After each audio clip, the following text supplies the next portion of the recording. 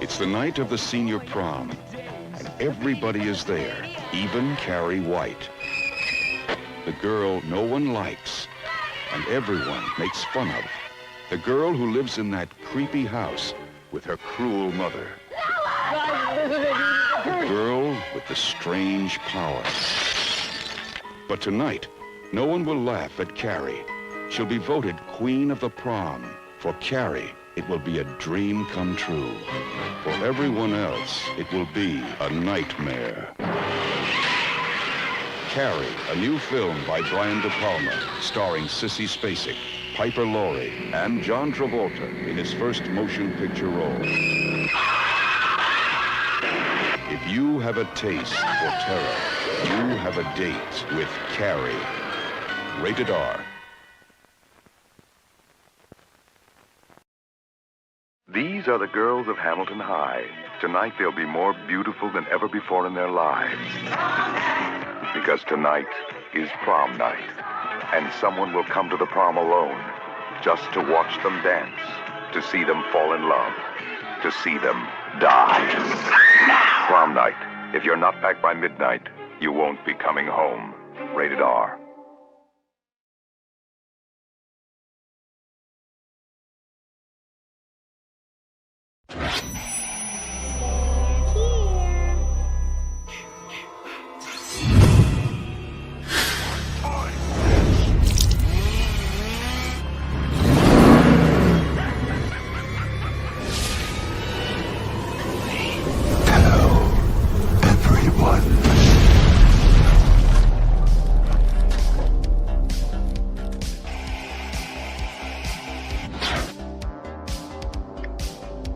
All right, horror heads, welcome back to another Horror 365 Live. I am your host, the mouthpiece of the Northeast, Jimmy J, alongside today, right below, the man, the myth, the legend, the anesthesiologist, Swift Knox. And right beside Swift, coming back on the show, oh, he is the American slasher himself, Sugar Daddy Sean Rose. Hello, everyone. What's happening? Sean, welcome. Thank you so much for having me back. I appreciate it. And for the first Absolutely. time ever, here she is. We have a Category 666 Hurricane Storm. In the building. My goodness, welcome to the Madness Storm. Now, I'm used to seeing you in the chat. You're here. You're I live. know. Now I'm in here. Let's go. That's what we're talking about, man. Let's so do it. Welcome, Storm. everyone here on the Thank show. you. Yeah, welcome, guys. Sean, I got to tell you, man, you're killing it. I'm happy to have you back on here. You're pumping out content, boom, boom, and it's just incredible stuff over there, brother. I want you to plug what you got going on real quick before we start getting into it. Oh, well, thank you so much. I do appreciate that. I see Brendan leaving comments already. Just had an episode come out today on Halloween, The Curse of Michael Myers. So that's up now on my YouTube channel. Joined on that by my friends Robbie and Kaylee at That Horror Couple. Also got an episode coming out on Friday for Nightmare on Elm Street 3 from Aaron, with Aaron from A&B Horror Movies. Next week, Brendan from Our Life in Horror. He's going to be on twice. We're talking about Evil Dead and then Evil Dead 2. I also have an episode like Psycho Killer. There's a lot of stuff coming. So everybody, when you have time, check it out. I appreciate it. Sean's Horror Corner, doing it big every single week. Sean's dropping some content over there. And shout out to Brendan and Sam, Our Life in Horror. Check them out as well. What's A&B up? Horror, Double A, the Enforcer. I don't know. So many nicknames for everybody over here, man. So just loving it. Mama Swift in the chat. What's up, Ma? I see you. Hey, Ma, how you doing? Hey, Mama Swift. Thanks once again. All right. Slick Rick, Whole Damn Enchilada Podcast. Nice. Hey, Slick Rick. Everybody check out the Whole Damn Enchilada Podcast every Thursday, 7 p.m. Facebook, YouTube, 7 p.m. Eastern Time. His show is a lot of fun. Slick Rick knows his horror, and he's an amazing content creator as well, man. Family of Horror 365. Yeah, Nemo, what's up? Yeah. See Nemo in And everybody, when you come up here, go see Nemo, the best bartender in Brooklyn. Nemo's gonna give you a good time. She's gonna give you a good conversation, the best drinks, and you're gonna leave there walking sideways. Trust me. We love Nemo. We love you, Nemo. Yeah, 100%. Tony D. What's happening, Tony? Tony, how you doing, brother? And there he is, We Brendan got as well. Brendan. Once again. Yes. Yeah, Brandon. Big dog, Brendan. The big dog, You Brendan got Ray. Amar, come on. You in the saying chat, what's up? we're awesome, but you're awesome, man. You guys are awesome. Yeah, absolutely. Yeah, Absolutely. You know, now that I mentioned, I'm trying to get towards the end of the show. They did an incredible short fan film, just dropped. MR and Hunter, Night T LLC. We had them on last week. Great conversation. I know we had some technical difficulties, but it was a phenomenal conversation. And we talked afterwards. They just filmed something with Sam over the weekend. It's a short. It's like 2 minutes, and I'm going to try to get it up here by the end of the night. And also, by the end of the night, make sure you're tuned in. Trivia, the trivia champ, the first trivia champion that we had on the show, John Walsh, is looking to defend his title today. If you get it right, we're going to plug you tomorrow as the trivia champ of the week. And remember the rules. Shout out to John Walsh, and shout out to Night T LLC. Somebody get the drone shot. That's it. That drone shot's everything. Just next tomorrow. But yeah, you know, end of the show, this trivia thing that we're doing here. Whoever has the most right by the end of the year, we're keeping track of. We're gonna either give you a cash prize or a prize. We haven't figured that out yet, but make sure that you are tuning in. End of the show, that's coming. We got some horror headlines we're gonna get to momentarily, but before we do that, Swift, why don't you lead the way and talk about what happened this weekend? This weekend, the Martin Monster Show. And while you do that, I got to put these on because courtesy of the main man, the monster himself. Oh, I'm in Dreamland. Freddy's Dead style, baby. Here we go. Talk to him. Oh, Swift. man. Absolutely. Everybody, over the weekend, we had the absolute pleasure. To attend a Martin Monster event, the Martin Monster Show. The title of the show was Martin's Dead, and the film that he was showing was Freddy's Dead. It was the first time watch for me, but this event was amazing. We had so many people show up. So many people came and showed out. They packed the place. It was an amazing experience, man. Martin Monster was on the show a couple weeks ago, and he brought it just like how he brings it on the show. So when you go to a Martin Monster show, you're getting more than a film screening. You know, we got a lot of film screenings around here, but you're getting a whole entire entertainment experience. You know, going back to the horror host of old. I mean, he is 4,000 years old.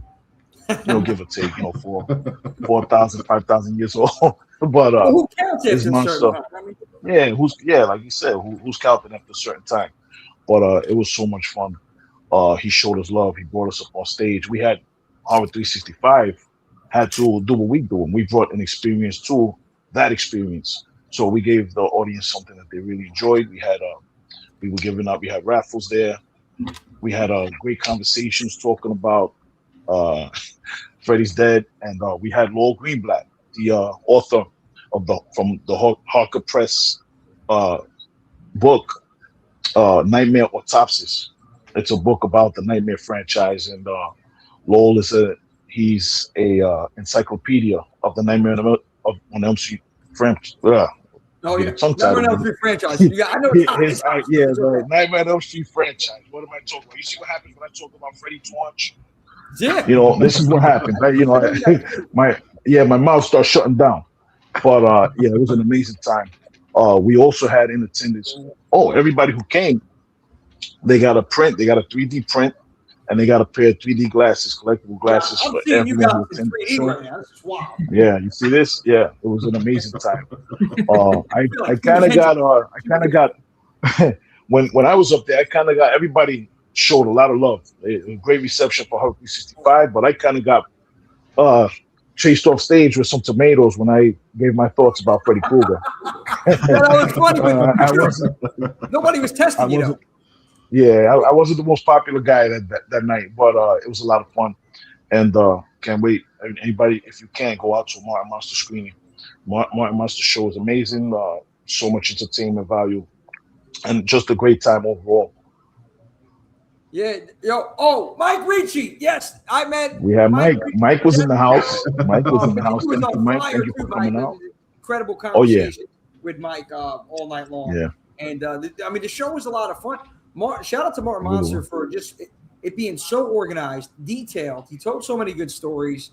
Lowell also was telling some incredible stories. I mean, he's, like you said, an encyclopedia for this stuff over here. Yeah. While the whole room was full of Freddie fans except for you, Swift, you know, it was just a great experience. And, you know, we did what we did, what we do, and we just added to it. I want to shout out Marlo. Just a bit. Screen Scene. Shout out to Marlo from Scream Scene. You know, Scream Scene NYC. Yeah, they're doing a lot. They're doing a lot out there as well. We're going to be attending some of their stuff. They have the Summer of Sequels going on this whole summer. So check out Scream Scene NYC as well. So that's what's shaking in Brooklyn or throughout New York this summer. In the next event, as a matter of fact, I'm going to get that up here in a second. But before I do that, before I get that up here for the Martin Monster Show, we got to talk about Monday night. Monday night also, Astoria Horror Club, AHC. AHC. The chant was going crazy. AHC was rumbling the walls of what was the name of that place? The name of that the Diddy. I don't want to. I call it No Diddy. I say No Diddy, but the name of it was the Diddy, and nice venue out there in Astoria, man. It was in the backyard. Amazing venue. The staff was amazing as well. Mike, yes, great to meet everybody for real. Yes, absolutely. That's what we tried. And we had great giveaways. Thank you. Can't wait for Jaws-a-thon. See? Jaws-a-thon. You know, Mike is going to be there. You know, we're going to be there. Hey, you might as well come out too. Hey, listen, I'm going to try to get Sean Rhodes out there. I'm going to try to get Sugar Sean Love from up above out there for the Jaws-a-thon. I'm going to try my best. Appreciate that. We got it. Jaws-a-thon. Yeah, but before we get the Jaws-a-thon, Monday night, that environment, that scene, I don't even want to say the name of the venue again, but it's called the Diddy, D-I-T-T-Y, not D-I-D-D-Y. Okay, it was not, and I want to just, please, I got to say this. It was not a Diddy party. That helps. It was a Ditty party. Okay? Ditty. The party at the Ditty, not the Diddy. Let's get that right. Okay. Yeah. But it was a great time over there, man. Shout out to Tom and Mary from Astoria Horror Club. They built this. Mama Swift. Yeah. It was the 5-year anniversary. Yeah, the 5-year anniversary show. Yeah, 5-year anniversary show, man. And I talked about that atmosphere, Swift. Talk about that atmosphere in there. Oh man, this place was jam packed. You had so many passionate fans, so many passionate horror fans. Like I've been to Astoria Horror Club events before. I've been to screenings before, and it's always packed. But this took it to another level.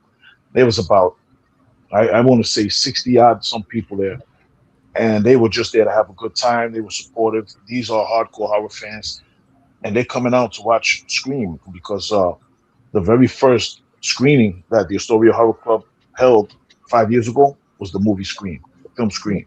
They came out and they started the Astoria Horror Club because they wanted to bring fans back together, that communal experience watching horror, and they're doing a great job. And we had so many people come out and listen, it was quite a sight to see.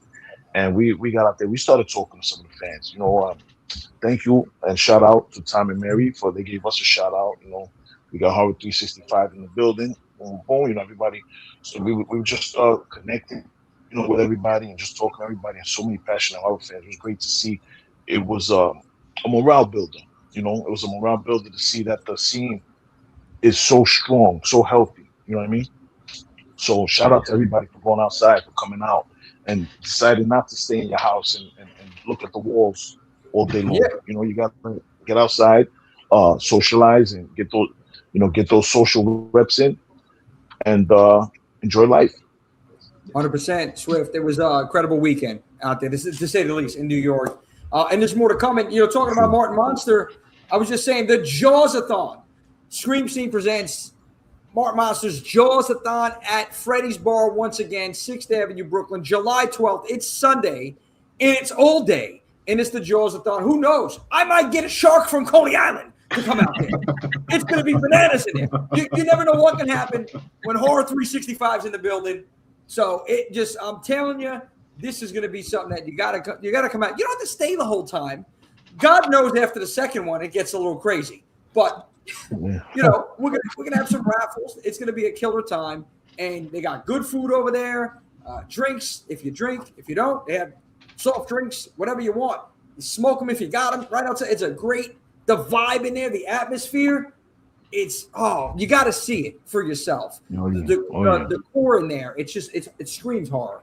So it has the right location. And this is a collab event.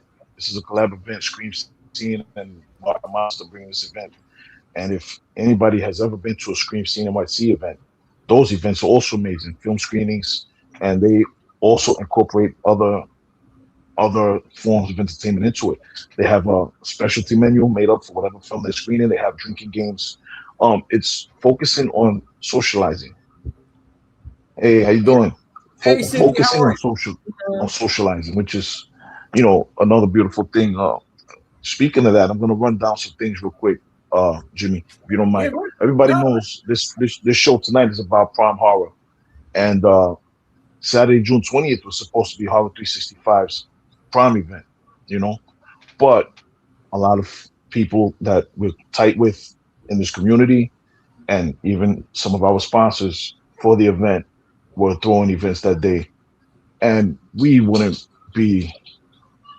It just wouldn't be good to throw events that's going against your sponsors and your friends and all of the people that you mess with in the community, the people that support you. So we want to support everybody else. So this Saturday, June 20th, we have Brooklyn Attic Books over there in Ridgewood, Queens. They have the New York City Pride Indie Horror Book Fair. So they're gonna have over 30 plus LGBTQ plus authors, publishers, vendors, etc. They're gonna have live performances, photo ops, they're gonna have film screenings, they're gonna have food brought to you by Luther's NYC. They make their famous fried chicken sandwiches. You know what I mean? They're gonna have games, raffles with the fundraiser going to the Ali Forney Center.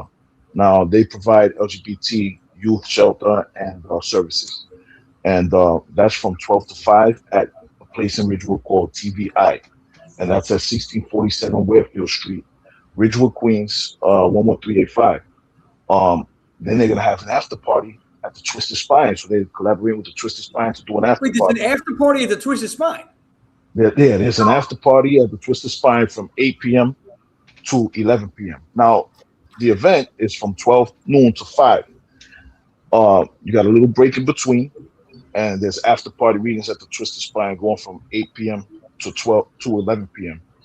And the Twisted Spine, everybody should know where it is, but if you don't, it's 306 Grand Street, Brooklyn, New York, 11211, 11211.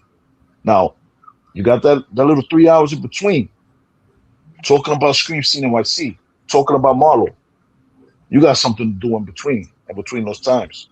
You go over to the Pine Box Rock Shop in Bushwick, Brooklyn. You go over there. It's right next door from Ridgewood. You don't know. It's literally right next door. Oh, yeah, it's right there. 6 p.m. You head over there to the Pine Box Rock Shop at Scream Scene NYC. They have a free pride screening, Interview with the Vampire. And plus, they have a live show as well. The live show starts at 6 p.m. A live performance by Angus Beef, which is a Scottish drag king. Not a drag queen, a drag king. And the performance and raffles at 6 p.m. That raffle is benefiting the Black trans-led grassroots organization Glitz, GLITS. And you can follow them at Glitz_NYC. And that's at 6 p.m. The performance at 6:30 p.m. They're screening Interview with the Vampire. They're gonna have a drinking game, themed cocktail menu, plus alcohol-free options. Sign up for the newsletter, Scream Scene NYC. Sign up, and you're gonna know everything that's going on. You just gotta get the newsletter. Just get the newsletter. It's free. Yeah. Just sign up so you see what's happening over there. Scream Scene, they got so much Shout going out to Marlo, Scream Scene. Yep. Much love, Brooklyn Attic Books. Much love, the Twisted Spine. Thank you for that, Swift. Thank you. So much happening and to kick off the summer. Summer solstice is Sunday. And on Saturday, it's going to be pandemonium in Brooklyn and in Ridgewood. You heard it. Swift got it locked down. Yeah. I'm going to be out there. Locked in. Before we get to the headlines, though, I want Storm to take the floor right now because this is your first time on the show. It is. You pop in the Horror 365 live show.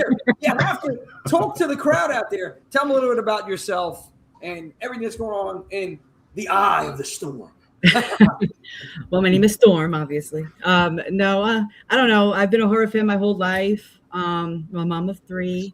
I'm actually really happy that you guys did the whole thing with Pride. My son, one of my children, they're trans, so that actually touched a very soft spot in my heart for that. So I appreciate all of that.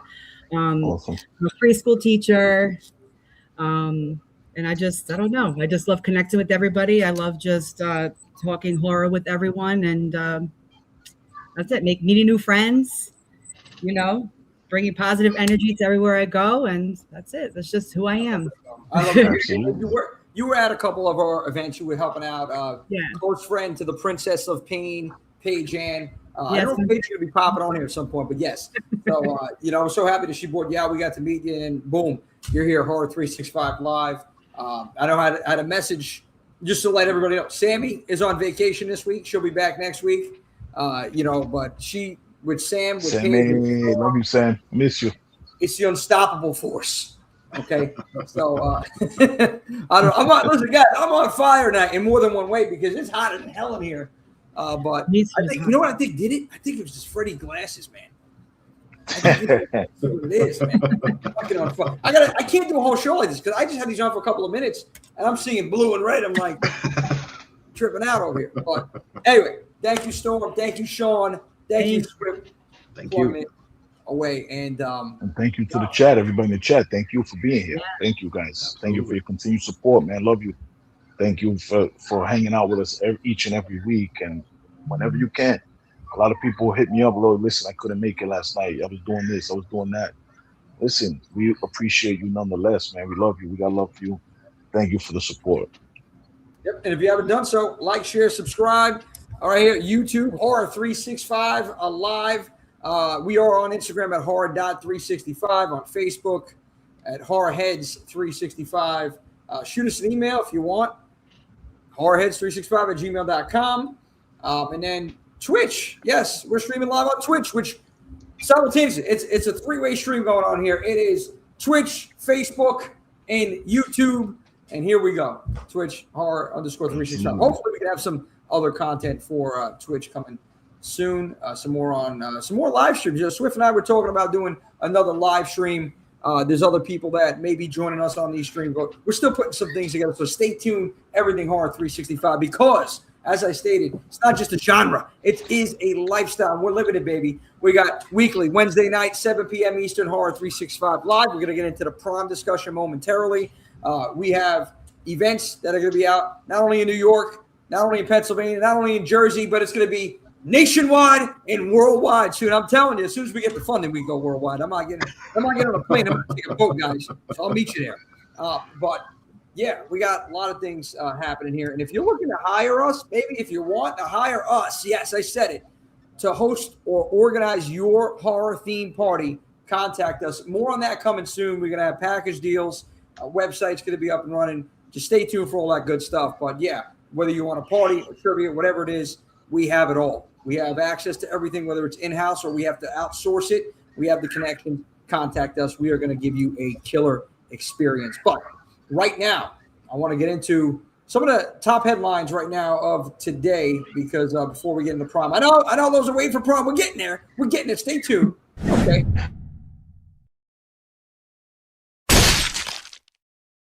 Horror headlines. This right here, I want to talk Curry Barker.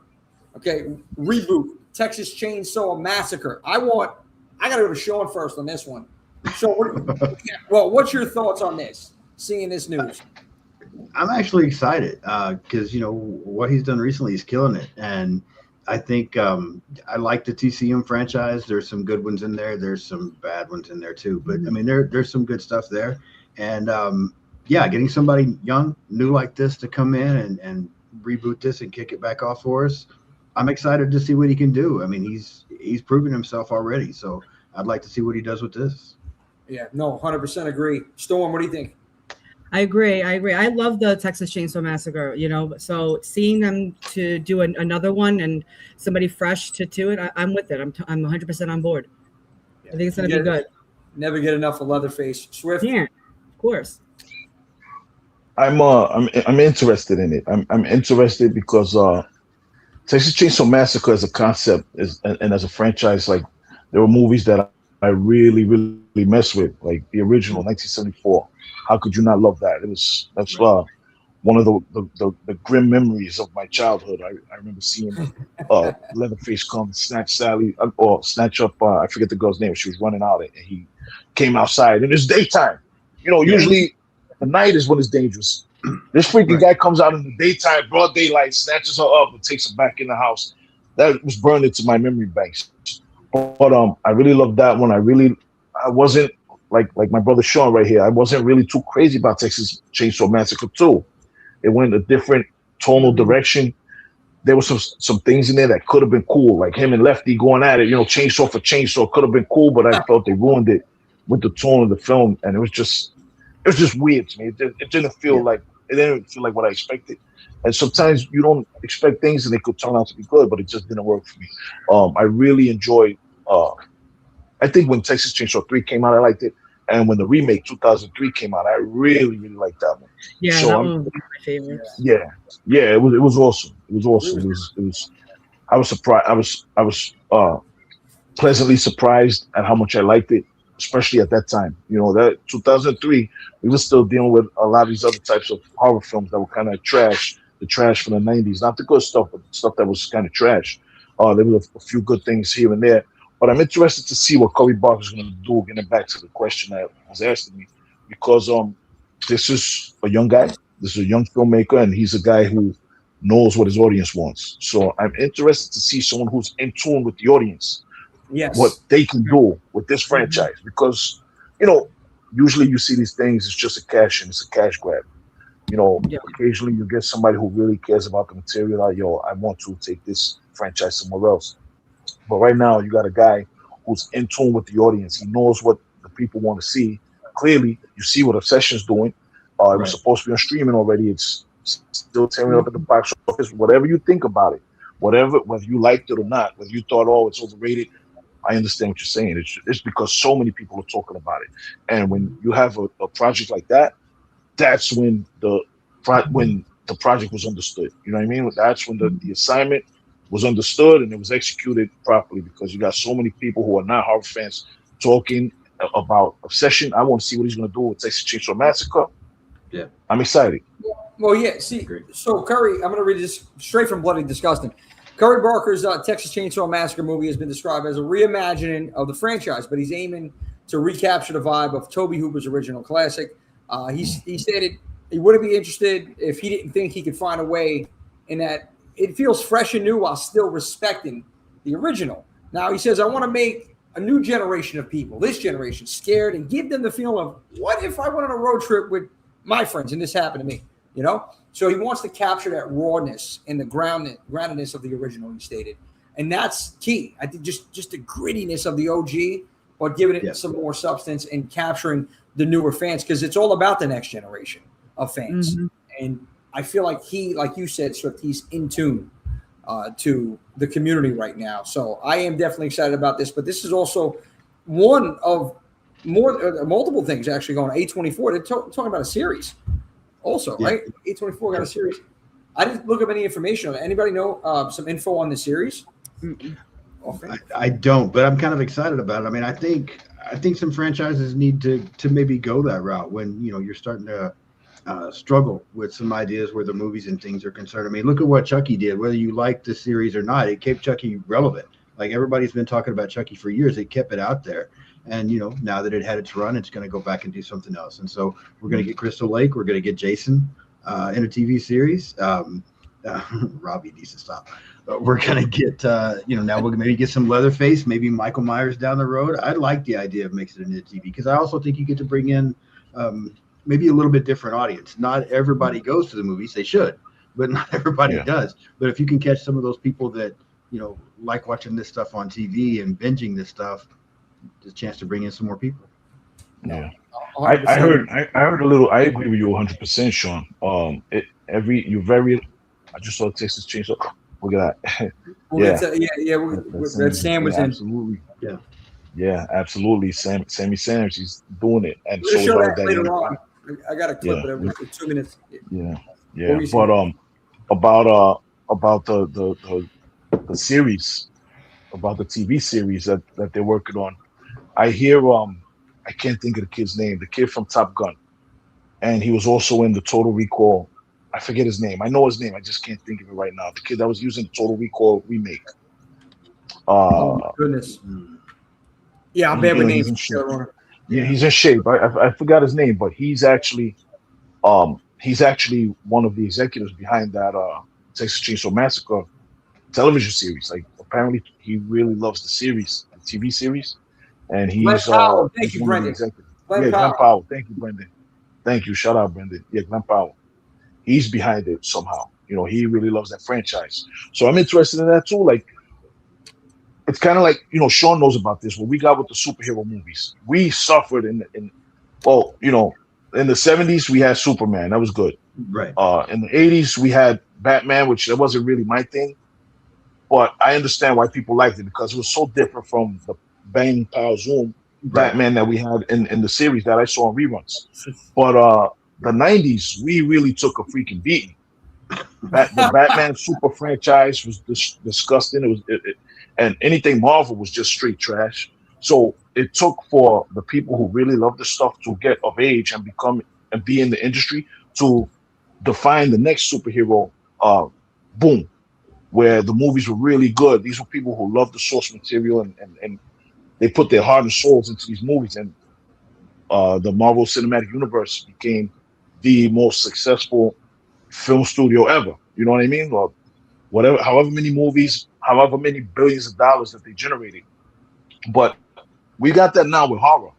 We got these people who grew up loving these properties, and I'm excited about what it's going to bring forth. I really am. Yeah. No. Well, the cool thing about it is it's like we're getting movies made to a certain degree by fans, and that's a big deal. When you get a movie made by somebody that's just out there trying to do a cash grab, the movie turns out to be shit most of the time. But when the people that are making the movie and that are behind it, that are writing, that are directing, that are producing, when they care, when they're fans too, then the stuff is so much better. It's incredible that way. And I feel like that's what we're starting to get. Yes. On the money with that passion. More passion put into it, Yeah. 100%.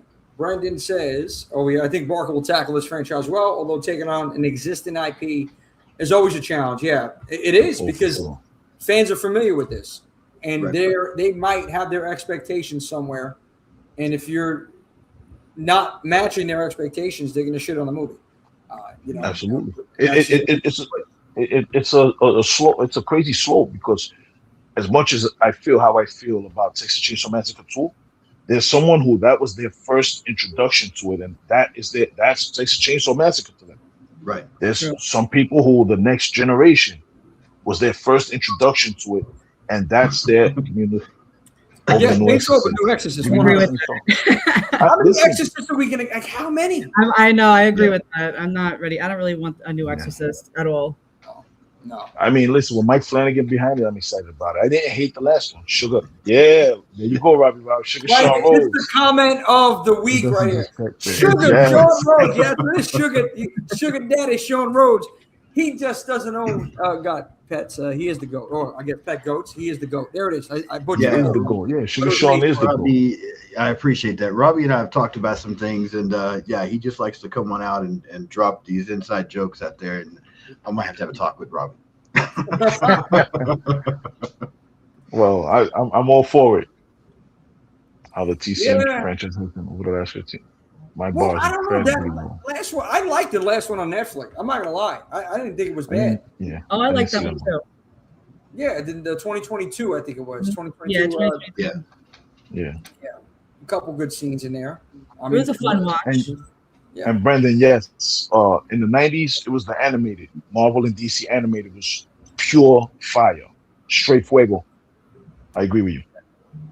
So we'll see what we're gonna get with his version of TCM. And speaking about remakes or franchises, another piece of news: Evil Dead Wrath. This is right up Brendan's alley here. Here you Evil go, Dead Brendan. Wrath. Okay. I want to just read something that they had. Again, Bloody Disgusting, talking about Evil Dead Wrath. They recently wrapped production. Upcoming film director. Wait, hold on. The theatrical release is April 7th, 2028. April 7th, Wait, hold on. So they wrapped the production now, but 2028? We got to wait that long? That's crazy. That's crazy. I might not be here. What are you guys doing? You're teasing me. This is crazy. Oh my goodness. I mean, the thing about this is that the film is set in 72. So I want to know what you all think about the timeline here for Evil Dead Wrath being set in 72. Predates everything. So it's essentially a prequel is what it is. Or maybe it's a whole new timeline. I don't know. With Evil Dead Burn coming out in a couple months. Yeah. I really don't know. I'm excited. I mean, I'm interested to see what's going to happen in the 70s with this. You know, that's the best or worst, which way you look at it. The worst time for something like that to happen. You know, there was no technology really. You know, everything was a lot more difficult, but a lot better at the same time. But I think that's really something where a cabin in the woods situation would really be horrifying back then. Yeah. This saying is very Tarantino-esque, very deliberate. That's what we can expect here. 70s aesthetic.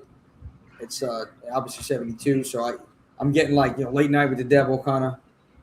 Yeah. Vibes, you know, I don't know. If they can capture that look and that feel, then I think it'll be great.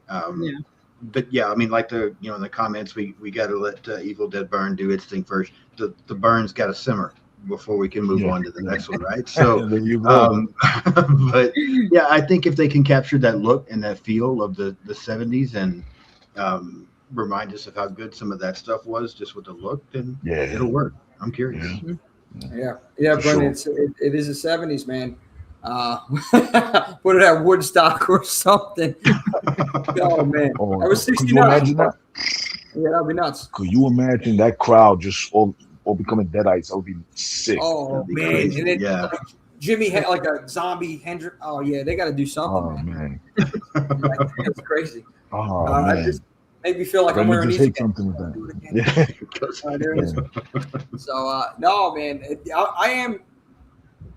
I'm actually looking forward to it. I mean, why we got to wait 2 years though? Like, I know, I'm not waiting. I'm thinking, hey, maybe early next year, 2028. What are you doing that is delaying this movie? It better be that great for this wait. The editing must be insane. Well, I'm hoping that's not because it's going to be heavily CGI, because I know CGI, that post work with CGI takes. I mean, the time is short. It's a lot more short than what it was, but you know, that type of stuff, the post viz and everything like that, you know, it takes a lot of time. It takes a considerable amount of time, but I'm hoping they're heavy with the practical, man. Let's go. What are we doing? Yeah, bring practical back. Well, I mean, who doesn't love good practical effects? I mean, come on. As horror fans, I haven't heard one horror fan say, "Yeah, give me more CGI." Yeah, no, thank you. No. Less CGI, please. Yeah, I want to see another Lawnmower Man. Yeah, come on. No. Pass on that. But all right, so let's get into our main topic here finally, prom. So, okay, has anybody here been to prom? A long time ago. A long time ago. But yeah. Sean, do you both remember your prom? I remember pieces. Yeah, just a few things here and there. Overall, no, like I don't remember the theme. I don't remember what it looked like. I'm sure. I mean, I'm sure the dancing wasn't great, but I mean, it's prom. You're there with a girl. You're having fun. So there's certain things you remember. Well, and sure, in your case, probably multiple, man. I mean, come on, sugar daddy. Sugar daddy himself, man. Sugar love. That's it. There's enough showing to go around. Like, calm down. There's enough showing. They're over here. They direct message me on the side. Stop it. Sean's on the show right now, ladies. Please. Storm, what is about your prom that you remember? Anything? honestly, I just remember like going to get dressed, my hair getting done. I had to make sure everything matched. I remember maybe just taking pictures. I don't remember who I was sitting with. I don't remember like the theme of it. I want to say it was like an all white theme, and that was hard for me because I'm into my black dresses and all that. But I don't know. I wish I can go back to see how I was then and to just try to be in that moment again, like that age and everything. But I really don't remember the full on whole thing. It's crazy what you forget as the time goes on. I don't know. I don't know if I want to go back or not. I just found just a few days ago, I found a little box thing in my closet that I forgot that I had that my mom had given me when she passed away. And I'm looking through this, and it had like my my senior year of high school picture and just a bunch of other pictures and stuff. And I'm like, God damn! Like I really hope that I don't remember what else happened back then because that looks right. What else is here? I don't know. No, man, it was. I know, Swift. I know you said you've never been to prom. You said, well, listen, don't worry because we're taking you there tonight. We're going to be talking prom nights here, and if you're not, if we're not off by midnight, you might not be off the stream at all. We might be going on that long. but it's gonna be we're gonna get into this momentarily. My prom, I remember wearing an all white suit because I wanted to be like Frank Nitti from the Untouchables, and I just went there. It was a killer time, man. I remember the night, the dance and everything else that happened that night. It was wild as only it could be with me on prom. Just but I will say. Looking at some of the comments, Mama Swift, you never been to prom. Oh, you're going there tonight, Mom. Here we go. That's it. Prom night, everything's gonna be all right. You guys remember what movie that came from? I think we're gonna get into it. Fantastic. We are. Yeah, got to talk about that one. Yeah, of course. I mean, so Jamie I guess Lee dancing her ass off.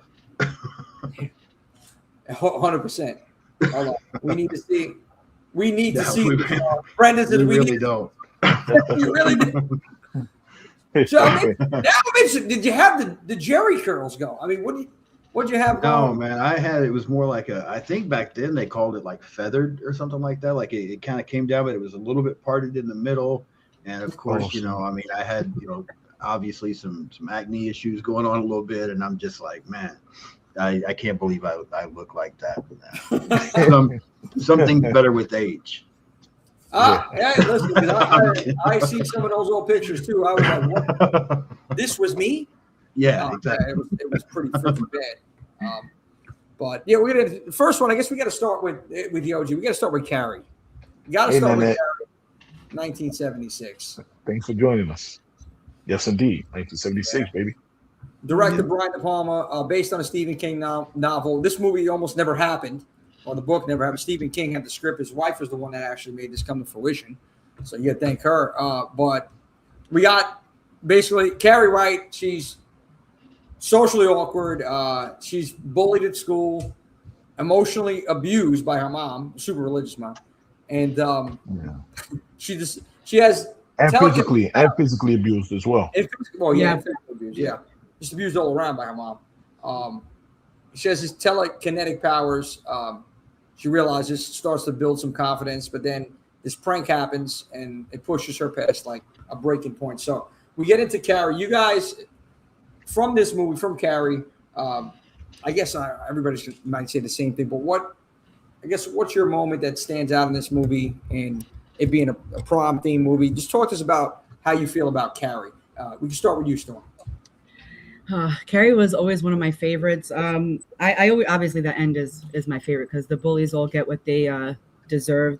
You just feel like the sense like of how she's just being bullied and she's just the beginning part of when they're like telling her to plug it up and stuff always triggers me. I don't know. I just felt for her from the beginning to the end. And when she did what she did, I feel like they all deserved it. I mean, I feel like we're all on the same page with that as far as like how she, I don't know. I just felt for her from the beginning to the end, her mom.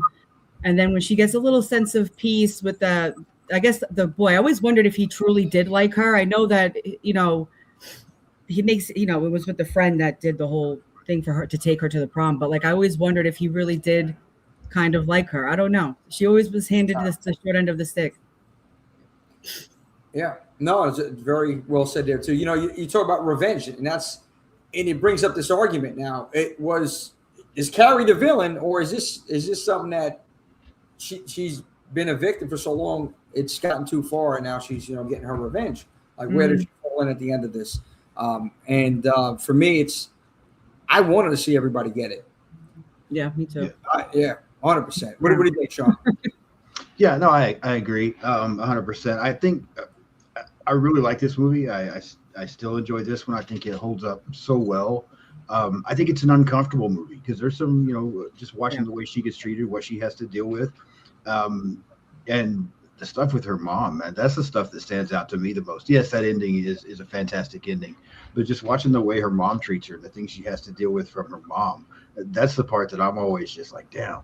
Not only did she have to put up with all that shit at school, right? But then she came home and it was almost worse with her mom. She's getting it from everywhere. Yeah, Right. that's the part that always stood out to me. No escape. Yeah, there was no escape. No escape from all of that abuse. Yeah. So, It comes to a point where it's like, all right, well, this enough is enough. Like, and it speaks on that when bullying, the effects of bullying people, like it's breaking point. Now she's getting it from school. She's getting it from home. It's only a matter of time before she snaps. Yeah. And she did. And that's why I was. she did. Yeah. And behind her. And let me say this: in one of the craziest sequences. I don't want to say sequences. I'm going to say acts. One of the craziest acts in horror. Like just seeing. Could I talk about this a little bit? Yeah, go, or do you want to? Yeah.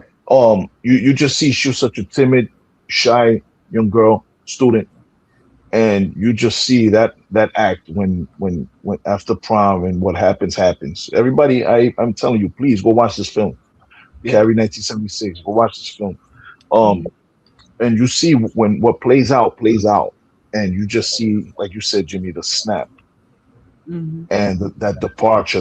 That right there was the film, and it's one of the scariest things. And I'm a pretty hardcore guy. I'm a hardcore horror guy.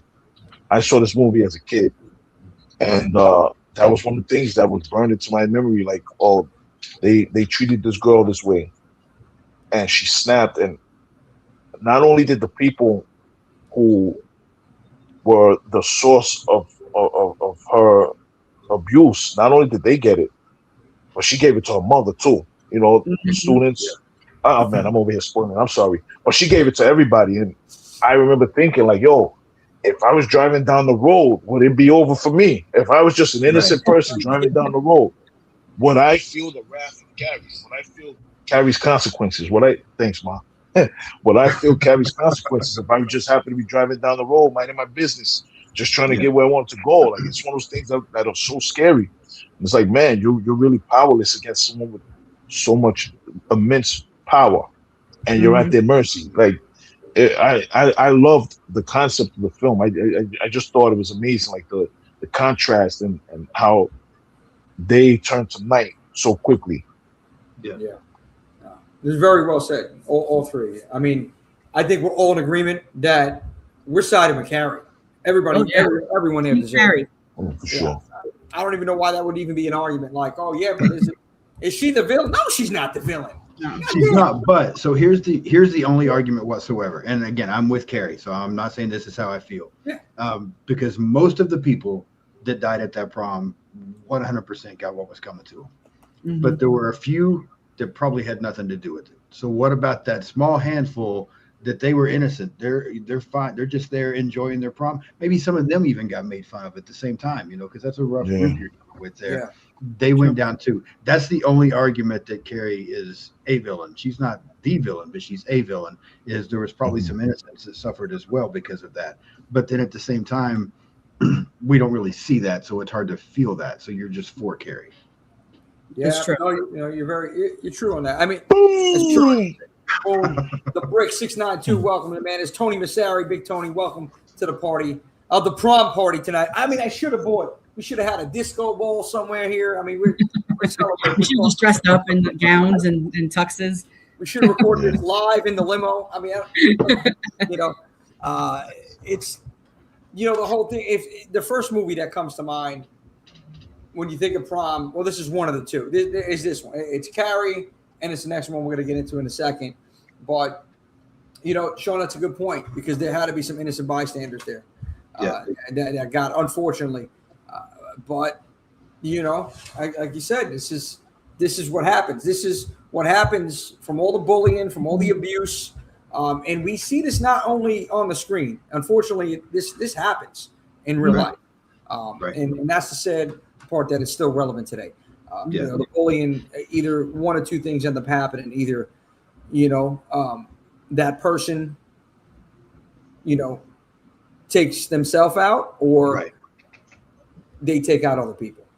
This is why we need, you have to have, for sure, you have to have some sort of, you have to have good friends or family, people that you can talk to just to, vent about whatever it is that you're going through. Because we're all going through something, right? But you need that support system. Right. And, absolutely. So important, so crucial. And anybody that she also was battling the telekinesis as well, as you can see the buildup from trying to figure out what is wrong with her because she didn't really understand it. And then when it got to the prom scene, it's like she was so overwhelmed with hurt and everything like that she didn't know how to control it. So I'm going to say that the innocent bystanders were probably she couldn't control it. It was just that she was at max capacity, her feelings were taken over, and boom. Extremely emotional event, and she was going through so much change in that film. Like everybody remembers the opening scene, or the opening scene that I remember in the locker room. Like, I hate that. She was just like you said, overwhelmed with just so much change and so much stress and so much, on her shoulders. You know what I mean? She was dealing with a lot. Overcome with emotion and all different types of emotion. Yeah, it was crazy. And anybody, if you haven't seen Carrie, go watch this thing. It's available for free. You can watch it for free. It's available on Pluto TV. It's available on Tubi. It's available on YouTube for free. So you can, not now, when this show's over, you can go and watch Carrie. Yeah. Carrie, you're our queen, baby. And I'll tell you, this is one of the Stephen King's greatest adaptations, man. 100% with that. But from Carrie, I want to rate this, right? I want to rate certain things about the movie. So I want everybody to give me a score. We're going to add this up actually and see ultimately which movie is the ultimate prom-themed horror movie for us four right here. So I gotta do old school with the pen and paper here. Here we go. Don't worry. So what would you give it on a scale of 1 to 10? Kills/gore. What would you guys give it? Oh, I would have to give this thing. This would be ranked high. I would give this thing I would probably say an 8. I would give this an 8. Okay. Yeah, I would rank this very high. All right. Yeah, I agree. Kind of an 8's where I was as well. It's fantastic. And the thing is too, is I think Sissy Spacek, I believe is the actress's name. Yeah, she gives a phenomenal performance. Her performance is incredible. And we've had Carrie remakes throughout time, and some of them are okay, but they don't have that same feel that this one has. This one has such again, it's something I talk about with some of these movies from the 70s and 80s. It feels so real. It hits so well. I think it's an 8 also. 8. Storm? I'm gonna give it a 9. You're a 9? Okay. Yeah, I'm 9. I'm on 9. I love it so much. I have to hit it with the 9. All right. So you know what? I'm gonna go with for prom. I'm gonna go with a 9 because we're talking prom, right? We're talking prom. So we're gonna go with 9. So it's an 8.5. It lands for us all together. 8.5 for Carrie. So I'm gonna write that down. Nice. 2 9s and 2 8s. All right. Moving along here. I want to go to the next classic. Oh, I mean, come on. Prom Night. Yes, indeed. Yes, indeed. Come on. If we weren't going to talk about this, you got to be delusional. So, Prom Night 1980, Jamie Lee Curtis. This was during her reign as like Scream Queen. This is right there. Right in the thick of it. 78 set her up. But 80, we had 3 Jamie Lee classics, right? I believe it's Prom Night, Terror Train in the Fog. The Fog, yeah. So, all 1980. Director Paul Lynch, Leslie Nielsen in this movie. Yeah. I was like, oh man, I can't take him serious though. But yeah, he was in this film. It's one of the most influential, I should say, slasher films of this time period. It was right after that Halloween craze, after 78 part right there. I guess the premise of this is a tragic incident. 6 years before prom, a group of children, they accidentally killed this girl named Robin, and the kids, they want to keep the secret. Like we're not telling anybody about this tragedy here. Years later, the prom approaches, and someone begins stalking and murdering those responsible for Robin's death. So it's again another revenge story here. You talk about guilt and consequences. Some of the themes, revenge. What do you guys think of Prom Night, Jamie Lee Curtis? Go ahead. I love it. I think it's it's a classic.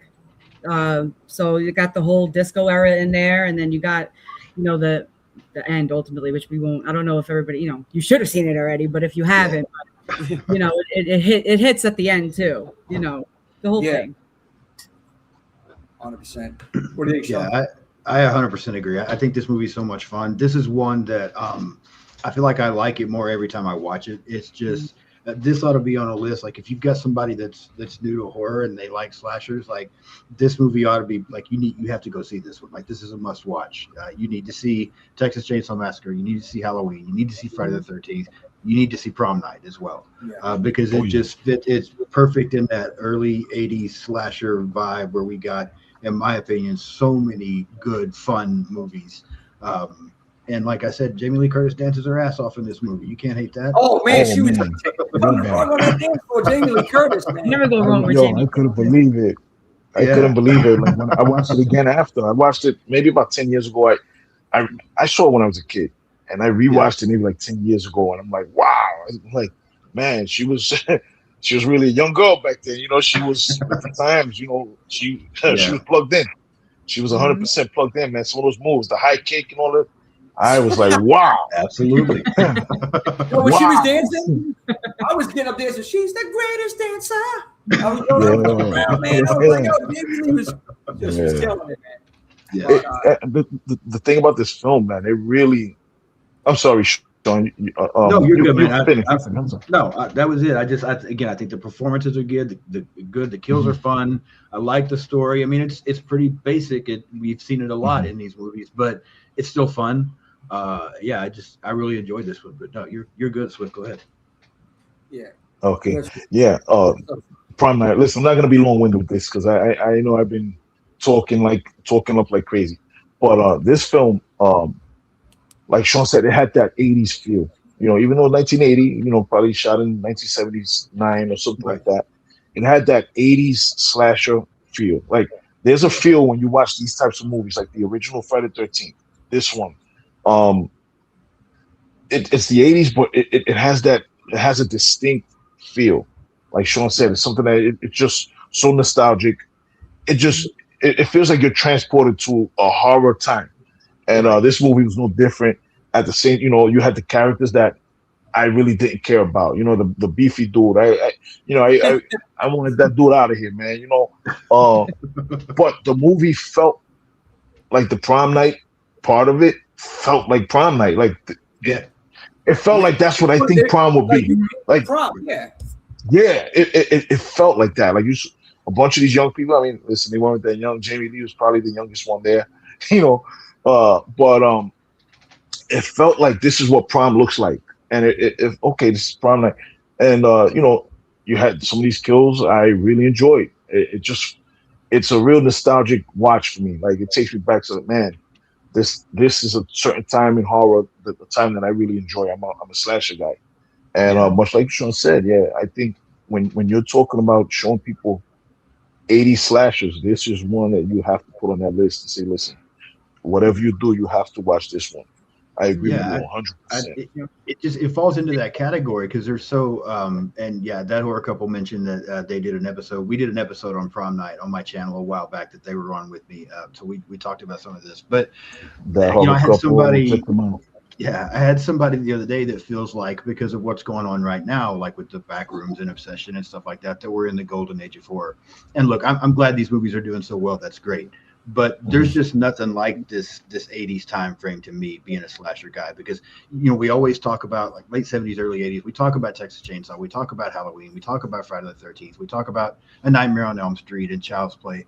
But there's another whole group of movies there, like Prom Night, like The Prowler, like Graduation Day, that don't get mentioned enough because they've got that feel, that vibe, and they're just so much fun. And Prom Night's at the top of my list for those type of films. I feel like it's so good, in my opinion. Yeah, Sean, I agree with you 100%, man. It's underrated. It's not talked about enough, and it accomplishes everything. Like, it's Prom Night. You're there. Right. That's what you were saying. Like, you compare the two, right? Compare Carrie and Prom Night. One, obviously, it's a supernatural tragedy, unforgettable, like a prom massacre, and in Carrie, and then Prom Night is a classic slasher, but the whodunit scenario, like killer, and that's what I love. It's simple but effective, and that's what I love about a lot of these movies, and in this case, in Prom Night, and again, the motive, revenge. Yeah, revenge, simple. So a lot of good scenes here. I really enjoyed the characters, the chemistry, the acting. Overall, it's again early, like that atmosphere, slasher atmosphere.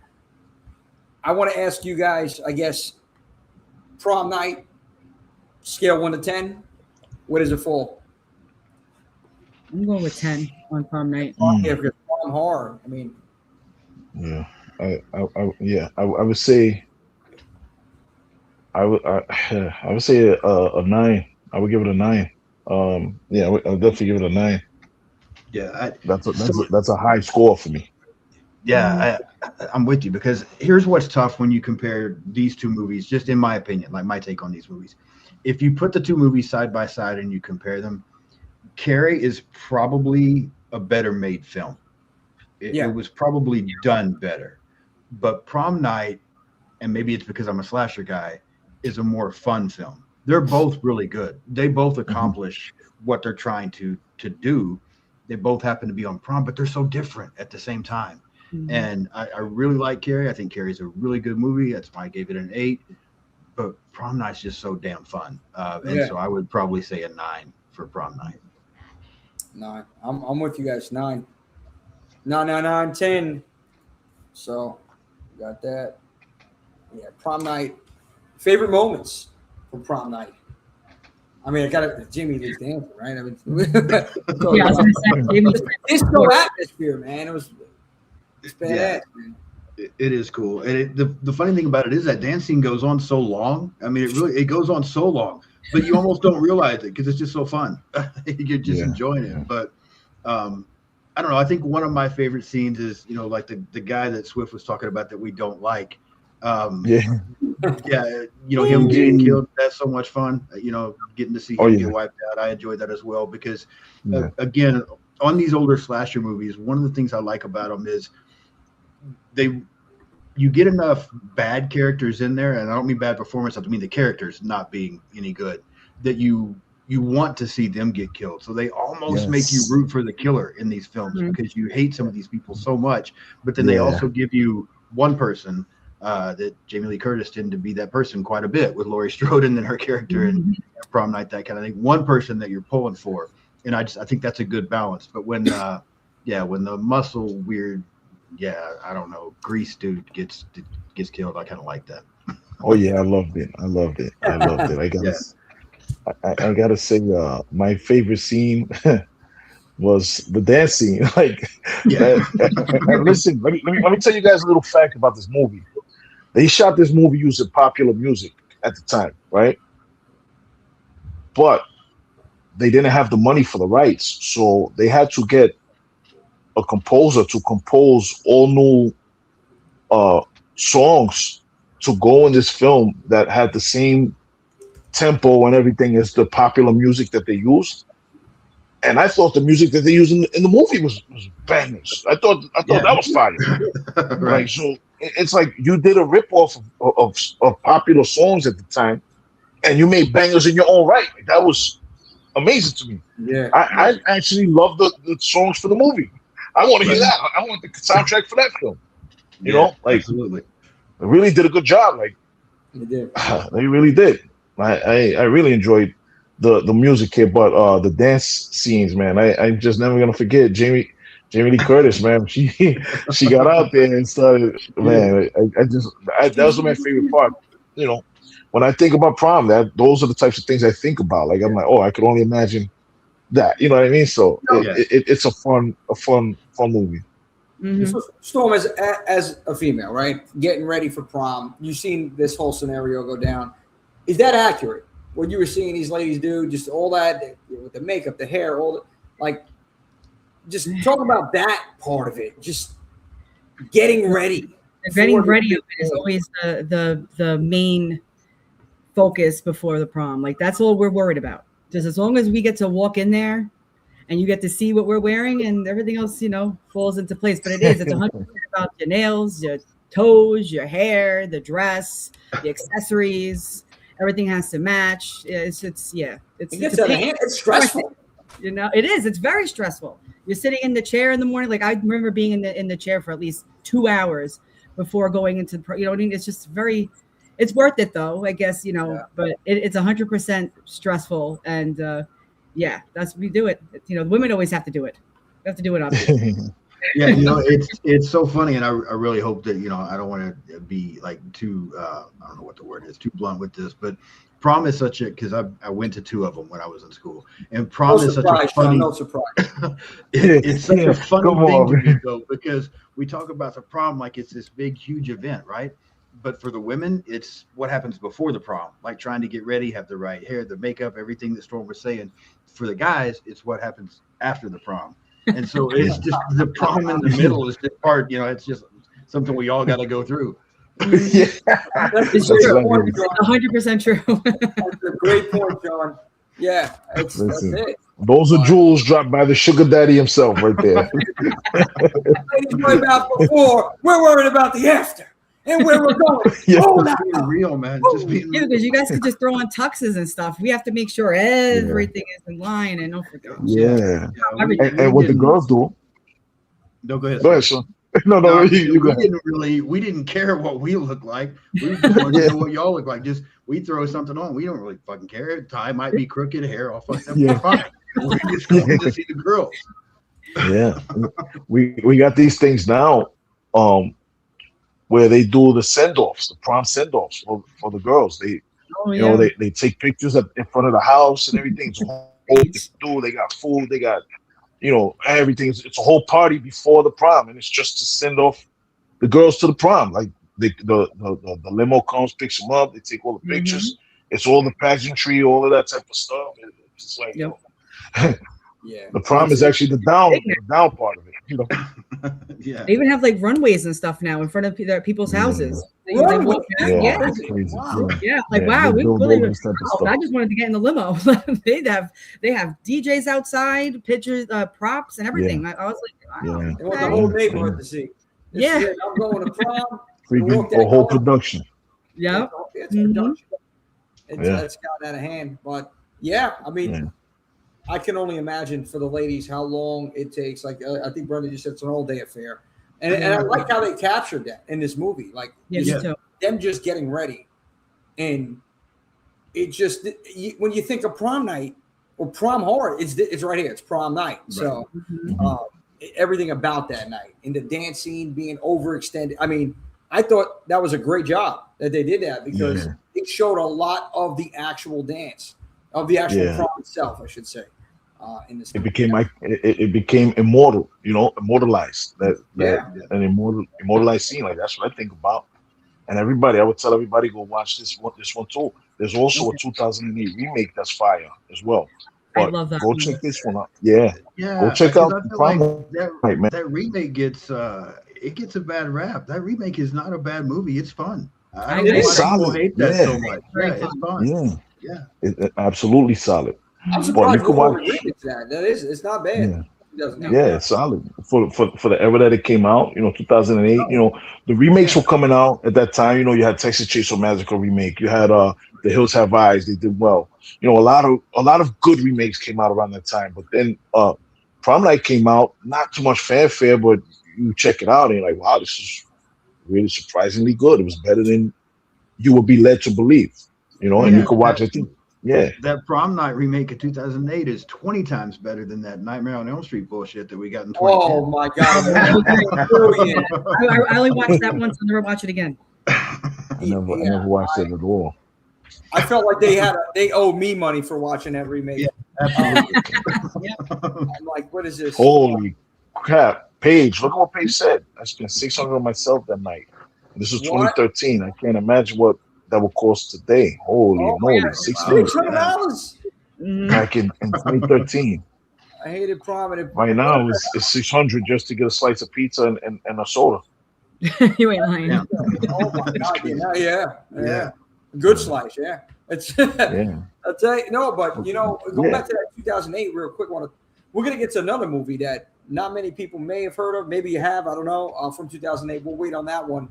But that year in particular, I remember it so vividly because, I remember this remake coming out. I remember a series of films from Ghost House Underground that came out. Oh, yeah, Ghost House Underground. And it was like the Reeker movie, I think. Dope label. Rise of the Reeker, I think. And it was one of the other movies which we're going to get into, another prom-themed movie, which from that Ghost House Underground series from 2008. So, 2008. Horror was there. It wasn't mainstream. We didn't have like a lot of mainstream hits. I think we started seeing that again with in 2010. I think with Paranormal Activity, I believe, and Conjuring series started heating up around that time. So, but definitely agree with you on that on the remake. I know that's not one that we had on the list today, but it was one. But I would tell everybody go watch it and watch this one. Watch this one for 1980. It's on Peacock. It's on Prime Video, and if you want to watch it for free, you don't have a subscription to those. Watch it on the CW app. You can watch it on Plex. You can watch it on Pluto TV. You can watch it on Tubi, and you can watch it on Zumo Play for free. Tony says, "Don't talk about Foreskin." Foreskin Freddy is crazy. Yo, man. Well, it's Greg Brewer. Sorry, go ahead. Greg Brewer, what's up, Greg? How are you, buddy? You brought it up, man. I mean, you said it. Night of the Creeps, 100%. Yeah, that's a blast. But I always remembered it being prom. It wasn't really prom though, but I still consider it prom. You got that classic line, the classic line in there. I got good news and bad news from the great Tom Atkins. The good news is your dates are here. What's the bad news? They're dead.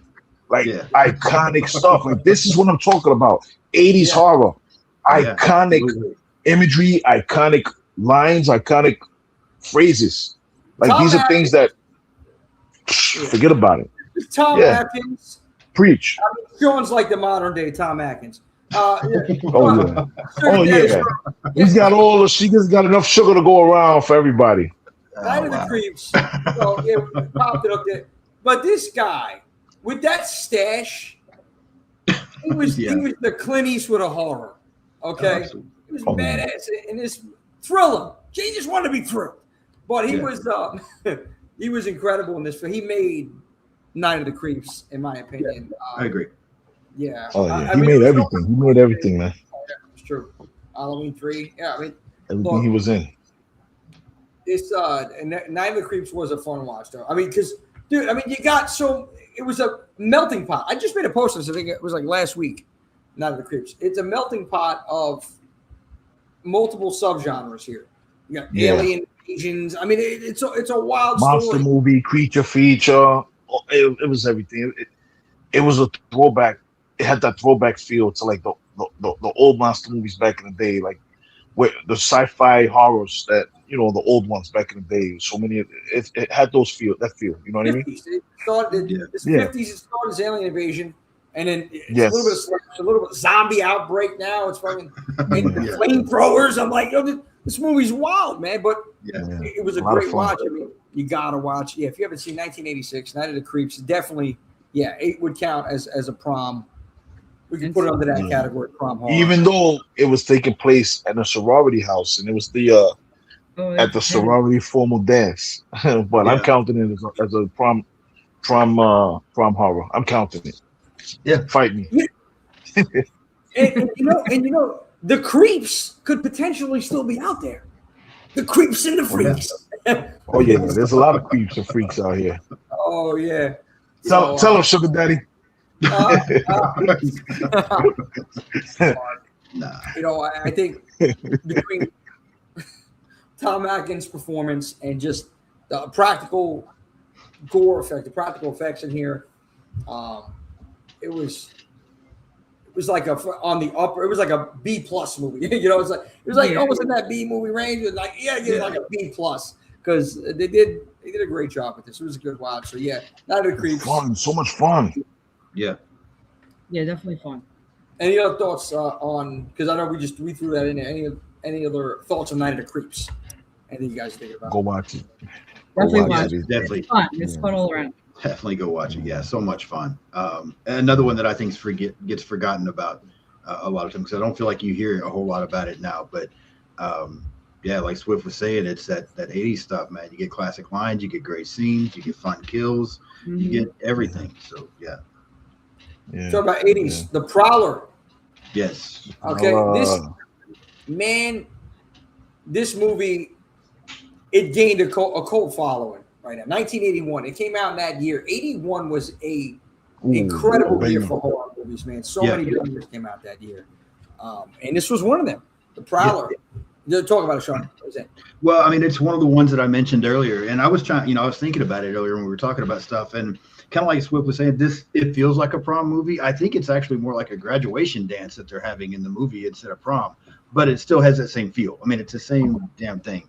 And it's another one of those from the early 80s that, man, it's so good. I mean, there's some great scenes, there's some fun kills, there's some creepy stuff that happens in there. Another one that I wish we would hear more about because I think this movie is so good. Yeah. That bayonet through the head, man. Yeah, absolutely. That was great. I love that. And of course the pitchfork. I mean, you're right with the kills in this movie and I think overall, so just to give it, I guess everybody a little premise here. 1945, it is a graduation dance. Rosemary and not her baby, her boyfriend. They're brutally murdered by a soldier who's returned home after receiving a Dear John letter from Rosemary. 35 years later, the town, they revived this graduation dance and is a killer dressed in World War II. Okay, World War II military gear. He just begins going on a rampage, killing students, picking them off one by one. So we go from the 40s, we fast forward, and here's this guy in military gear just laying into these students, man. Killer slasher. You got to see it. I mean, effects. Tom Savini did the effects. Director Joe Zito directed this. He's directed a couple other great horror films around this time. So. Yeah, and this film is from up north, like our friends, our Life of Horror. Yeah, Canadian horror right here. Yeah, Canadian. Just like My Bloody Valentine. Same year, My Bloody Valentine. Yeah. Canada was pumping out bangers. Yeah, and this killer, and I'm sorry, I feel like I'm talking too much now. No, you're in my wheelhouse, man. You're in my wheelhouse with these 80s slashers. But this killer too, like I wish we could this killer needs more credit as well because we've got all these NECA figures and Toonie Terrors, and if you're a collector and you're into that kind of stuff, I don't ever see any figures of the Prowler killer here. Like somebody should jump on that and do that. Oh yeah, they really do. Yeah, that would be huge. A Funko Pop or something. Yes, like we need to see this guy. Yo, that's a good point. Sean. Absolutely. We definitely need to see. Yeah, because there's that, and I don't even see the cosplay. Go ahead, Storm. No, I have to put that on my list. I never seen that one. Oh, definitely add it. 1981. Oh yeah. You gotta watch it. You have to. I tell everybody if you've never seen The Prowler, make it a point to watch that and watch it soon. If you love 80s horror films, you love slashers, absolutely. We need a cosplayer. We need somebody to cosplay The Prowler. Yes. Yeah, we do. Let's get out there. Yeah, I'm with you. Canada. Oh, yeah, you're gonna start singing. We're gonna bring, Brendan's gonna be in tears. Oh, Yeah, he's like, I shut know. the hell up, Swift. What the hell are you doing? Butchering this anthem. I'm sorry, Brendan. You know I love you. I love you guys. What happened to the Maple Leafs this year? What happened to Cole Caulfield and the Canadians? Come on, they didn't make. We got the Hurricanes. Anyway, I'm not gonna get into hockey talk. I am a hockey fan as well. My Rangers didn't do much, so I can't talk. But Yeah, this guy too. Canada killing it in '81 with these two bangers, man. The Prowler and as we said, My Bloody Valentine. Yeah. And I'll talk about. I've seen a couple comments in here, and Mama Swift. I'm glad you mentioned it. Prom Night 2. Hello, Mary Lou. Oh, okay. Yes. Forgot. Okay. Straight out the locker. There you go. Has anybody seen this movie here? I have. Yeah. Okay. It's been a while since I've seen that. Yeah, this one, I mean, it's okay. It's not the same. And, it's all right. I mean, it's got some good parts. Yeah, there's some craziness going on. The effects are good. There's some stuff that happens, but yeah, I don't know. I feel like that Prom Night franchise struggles a little bit. It just got they should have just called it Hello Mary Lou. Let's drop out the Prom Night 2 because it had nothing to do with the first film, and that's just the mistake, in my opinion, that they made is they tried throwing Prom Night in the title to boost their views, and they just don't go together. The same thing with Prom Night 3. They don't feel like Prom Night movies to me. They're okay. They just don't have that same feel of that original. Mm-hmm. Sean, it's just like the Halloween 3 curse here. Like it's the same deal. Why put the name? Just change the name because it's completely different. You can watch this without watching the original. And absolutely. So give everybody a little backstory. This 57 is a prom. Mary Lou Maloney is crowned queen during the prom night. Moments later, ex-boyfriend throws a stink bomb at her, accidentally igniting her dress and burning her alive in front of the entire school. This son of a bitch. You believe what he did? I mean, come on, man. Now, my ex, I would be, I'm coming back. 30 years later, 87 here, Hamilton High students, they're preparing for the prom, and then Mary Lou's spirit all of a sudden returns and seeks revenge. And how it returns, it's Vicky Carpenter. I love how they use Carpenter in a lot of these. This is paying homage to the man himself, John. Sure. She finds, I think it was the crown or the belongings. It was hidden in the school. It was Mary Lou's belongings, and it just resurrects her spirit. It's a supernatural prom horror here. It's like a mashup between Carrie, Nightmare on Elm Street. You put them together, I think a lot of those two vibes here. It also could belong on Skinamax. Okay, there's a lot of nudity in this one. Yeah, I'm like, this is like the 80s. Yeah. Something that maybe the French put together here or something. I don't know, man. It was wild. But a lot of good stuff. Killer finale. I thought, there's some good moments here. It's not an incredible film. Like, I know we didn't even rate. We got to go back to The Prowler, too, and Night of the Creeps. So I'm sorry about that because we got to give our ratings for those two before we get to this. But, Sean, you said, Storm, did you see this movie at all? Prom Night 2? A long time ago. Okay. I didn't like the effects out of the whole thing. The effects were my favorite out of the whole thing. That's it. Yeah. And I agree. I wouldn't have put Prom Night. Like, I wouldn't have put it as a prom night. Yeah. Similar to the newer Child's Play. Oh God! Like, That's another one. Yeah, that's terrible. There's some movies that should just be erased out of horror history. Brendan, lots of nudity, you say? To the top of the watch list it goes. Yeah.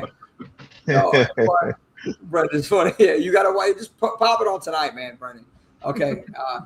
Make sure you're watching it with Sam. Anyway, what I'm saying, what I did like about this was the dream sequences. Wild. It was 100% Nightmare on Elm Street. Oh yeah. So. Yeah, that's what. It's also good. Really good practical. That's what Greg Gulo was just saying. I think he was making a comparison of Nightmare on Elm Street and Hello Mary Lou. Greg. Yeah, Greg, you're on the money with all of this right here. Yeah, Nightmare on Elm Street, Prom Night too. Yeah, Stomach Party Massacre too. Absolutely. Yep. So it's worth a watch. I can say that it's definitely worth a watch. Supernatural horror. It gets a little weird and wonky, so just bear with it. But I guess for Brendan, the nudity is going to keep him engaged. So it's not really a slasher. It did some really good parts, but don't want to spoil it for those that didn't see it. I got to say, a rating though, I'm going to give it at a prom horror 7, a solid 7 for Mary. But what do you guys think? I'm gonna give it a 6. Yeah, I'm thinking more a 6. There's some decent stuff. That chalkboard scene, that one I remember pretty well. That chalkboard scene's pretty cool. But overall, like I said, it just doesn't hit the same for me. It's fine. I don't mind watching it, but I just don't get that same feeling. Mm-hmm. So I'd say a 6 as well. Got it. Okay. Swift, I know you didn't see this one. Did you? Did you see this one? Okay. So we'll go with, we'll just say, you'll probably give it a 6 around. All right. We got that down. And then going back to Night of the Creeps, what do you guys want to rate Night of the Creeps? I'm gonna do an 8 for that. Yeah, I was thinking the same. Yeah. I'm giving it an 8. That's tough. I love Night of the Creeps. But I don't like it better than Prom Night. So yeah, 8's fine. I'll say 8 as well. Mm-hmm. What do you got, Swift? I think he said 8. Yeah, 8 across the board. Okay. All right, and then Prowler. Prowler's, I'm going to say 9. Yeah, Prowler's really good. That's a 9, man. That's a good one. What do you guys think of Prowler? I never saw it, so I can't. Okay. Oh yeah, Storm hasn't seen it. Yeah, I give it a 9. All right, we got a And 9. funny enough, the first time I ever saw Prowler, it was on Jimmy, you know the channel, and Storm, you know it too. It was on channel 11, WPIX. Oh yeah. WPIX channel 11. That's the first time I saw Prowler. It was playing one of the movies of the night, back in the day. Yeah, Prowler's classic again. 81. I mean, if you just go and look up all horror from 81, I don't think you're gonna find. Or you may find one, but I don't think you'll find one bad horror movie from that year. All around, top to bottom, even made-for-TV movies. I believe it's also Dark Knight of the Scarecrow was one that stands out. Was that 81? I think it was 81. Mm-hmm. I think so. Yeah. I got to look it up. Yeah, I believe it was 81. But yeah, Halloween 2 and just the list goes Halloween on. 2. Friday the 13th 2 was 81. Yeah. Burning. Yeah. Yep. The Burning. Yeah. Madman. Is it, or was it 80? The Burning. Yeah. Madman might have been. Madman was 80 or Madman 81? was 80, yeah. It was 81. I don't know. I gotta look. Yeah, it's one of those early 80s horror. But this is prime right here. Yeah. Like we get some gold in the early 80s, like 80 and 81. We get a couple in 82, 83, then it starts again picking up some mainstream stuff in 84. But yeah, man, all good stuff here. What's up, my beautiful people? Dalek Shalom. What's up, bro? Hey, John. Off of Jennifer's body. Johnny Sparks. We getting there. I mean, we getting there. Dalek Shalom. How you doing? Greetings from across the pond. Hey, do me a favor, dude. Looks like Storm and I will be watching the Prowler and pages. bring it to me. Yes, Paige. There you go. Paige never seen it either. Okay. Nanette, To do. do you think Sleepaway Camp is a prom night horror movie? Nanette. Nah. It depends. I mean, I don't really. I never saw part 3. It's not. Yeah, I don't. I never saw part 3. I don't know. I wouldn't say so. I would call that camp. Yeah, I wouldn't call it a prom night horror movie, but it's another one of the 1983 fun slasher films in that time frame. Mm-hmm. But yeah, I don't think it's a prom movie. Yeah, Yeah. 100%. I That's think more like backwoods slasher. Yeah. Yeah. And somebody says, Dalek says, scanners, of course, gotta go. That explosion, baby. I still got it queued up here. Every time we hear something crazy. Yeah. But we're moving along here. Another one. Now, this is going back to 2008 that I was talking about. Ghost House Underground came out with a series of films in 2008. Really, some of them were really good. Some of them, not so great. But this was one of the good ones. And it was Dance of the Dead. Okay? For those that haven't seen it, definitely it's prom theme.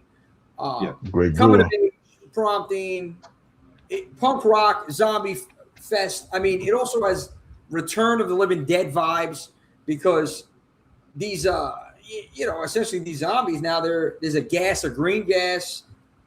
It's getting spewed out of a toxic waste there, like a power plant, and the dead start rising from the grave, and they're going after these students. And the great thing about this is now all the jocks and the popular kids, they're pushed aside because now the geeks and the freaks and everybody in between, these are the saviors here. They're saving the day. The sci-fi club students, these are now the heroes over here in this movie. It's just, man, it's just a badass watch. It's a fun watch. Love the coach in this movie. He's like a survivalist coach. He's funny.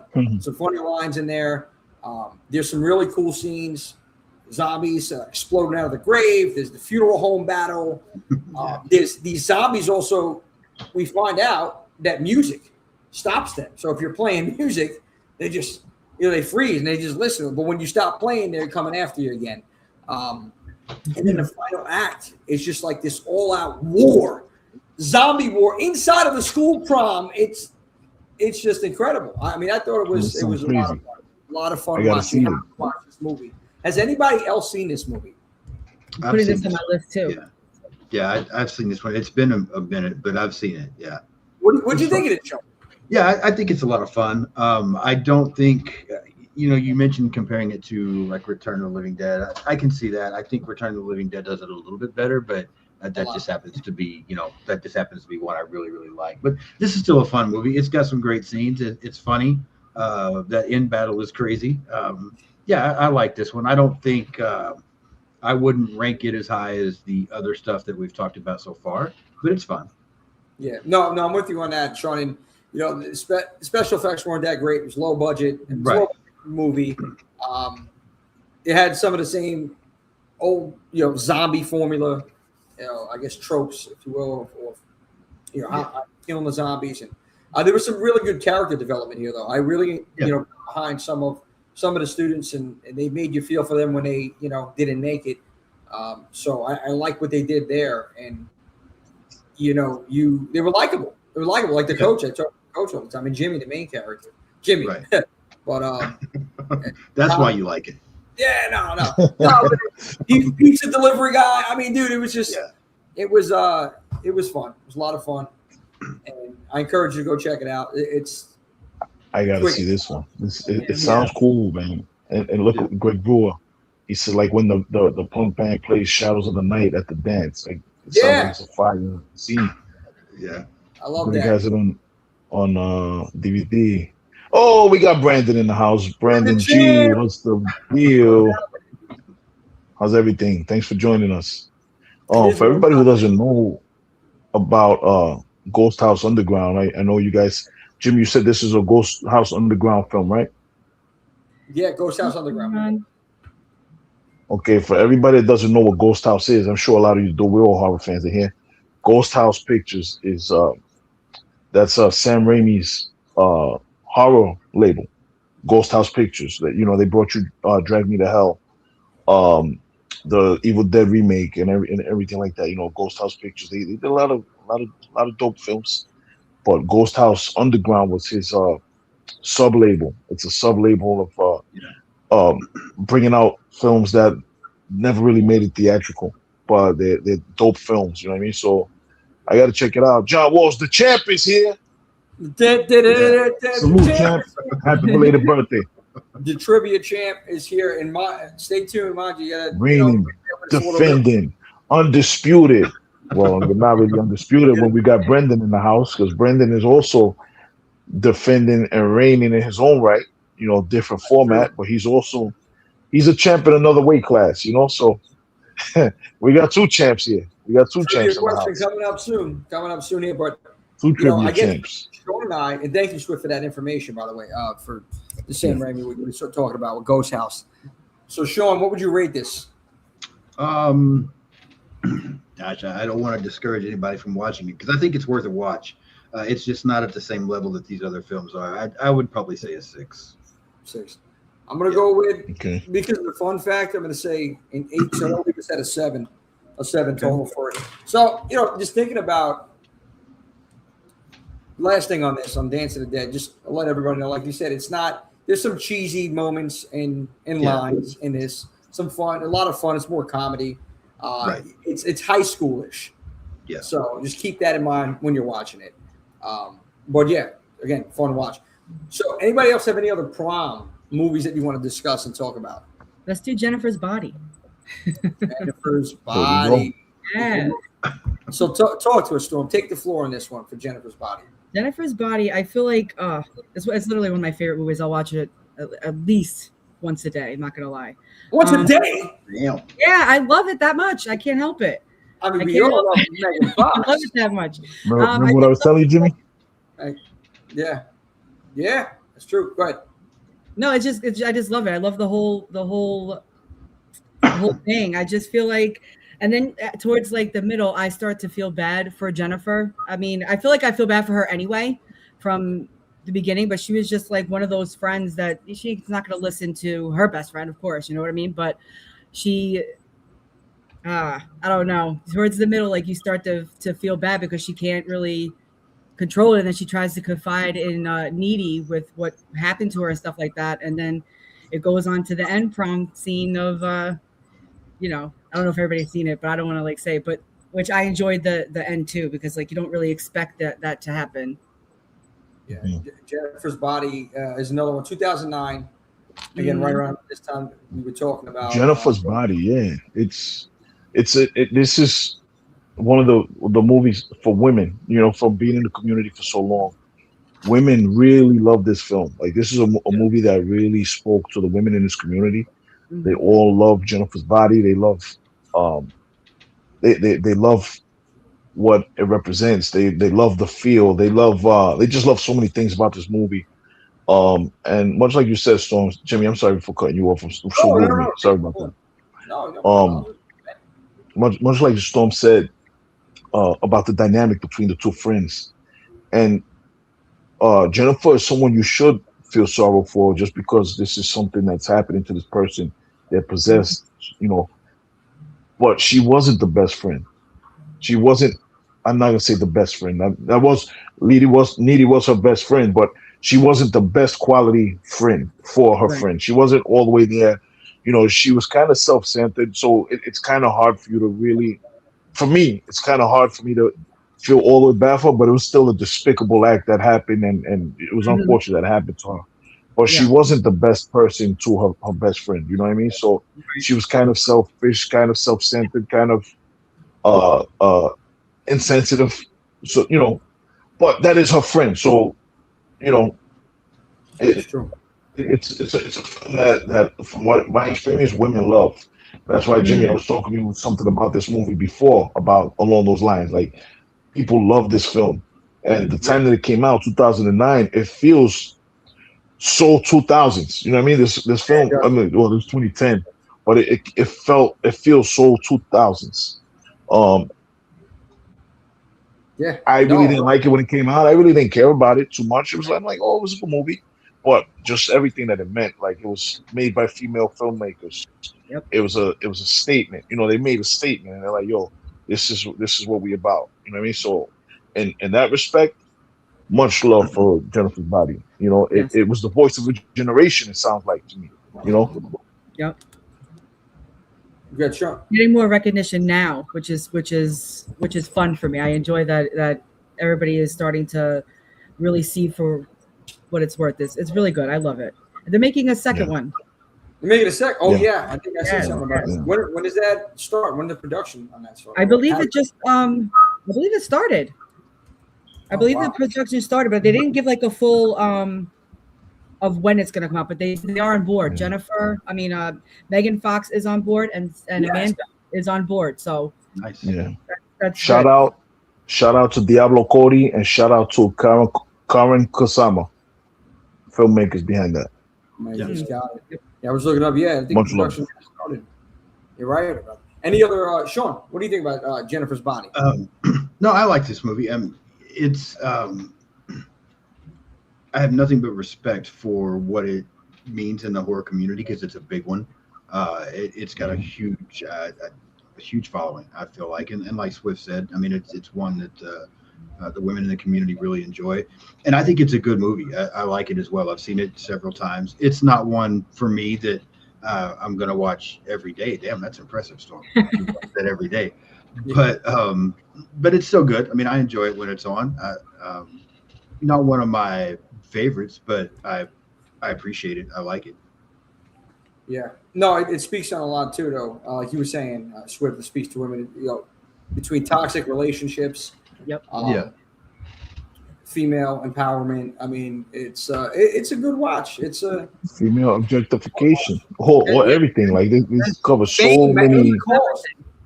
Fame, and it's almost like, well, it's not on that same line of like X and Pearl and that whole franchise.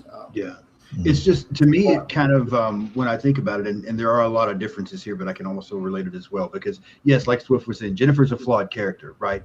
But what happens to her is horrible. And what she does from that point on, while it's terrible, it's not really on her. Very similar to Nikki in Obsession. For anybody that's seen that movie, everybody's like, she's not, I know some people get killed and it's terrible, but she's not the bad guy in Obsession. That's not her fault, what's going on. And it's kind of the same thing here with Jennifer to me. That's a great comparison. Yeah, that's a great point right there. Yeah, Obsession, I know I don't want to spoil it, but without just saying it, just go watch the movie. You see how toxic, certain relationships could be, and egos, male egos, and absolutely. Because when I first, they marketed the hell out of that movie. They did such a great job with the marketing for that film. Yeah. But before I went and see it, I'm still thinking all the time, like, Nikki's obsessed with this guy, like, because of the spell. Nah, he's the one with the obsession. Like, it's him. Like, he's the bad guy. Any course, he's gonna go to any course just to make this girl fall in love with him, like forcefully do it, and then he, that's what he deserves. I mean, but Anyway, it's not gonna say no more in that movie. Go watch Obsession. Everybody's talking about it right now. But Jennifer's Body was one that we should have had on the list. And Storm, thank you for bringing that up. You're welcome. Oh, my goodness. So what do we rate it? Jennifer's Body. Well, I'm about to give it a 10 because it's literally one of my favorites. So women power. We're doing a 10. Okay. I'd say a 7. I mean, I like I said, I enjoy it. I don't enjoy it as much as these other 80 things that we've been talking about, but it's a 7. It's a good movie. 7. Swift, what do we got? 7. Yo, Sean and I were separated at birth for sure, because we really have the same perspectives on movies. Not only this, but so many things. For real. I give it a 7. I'm not saying it's bad. It's not my type of film. Right. I recognize and salute what it means to so many people. It's just not my type of thing. It's not my type of film. It has possession, everything like that, which I'm iffy on.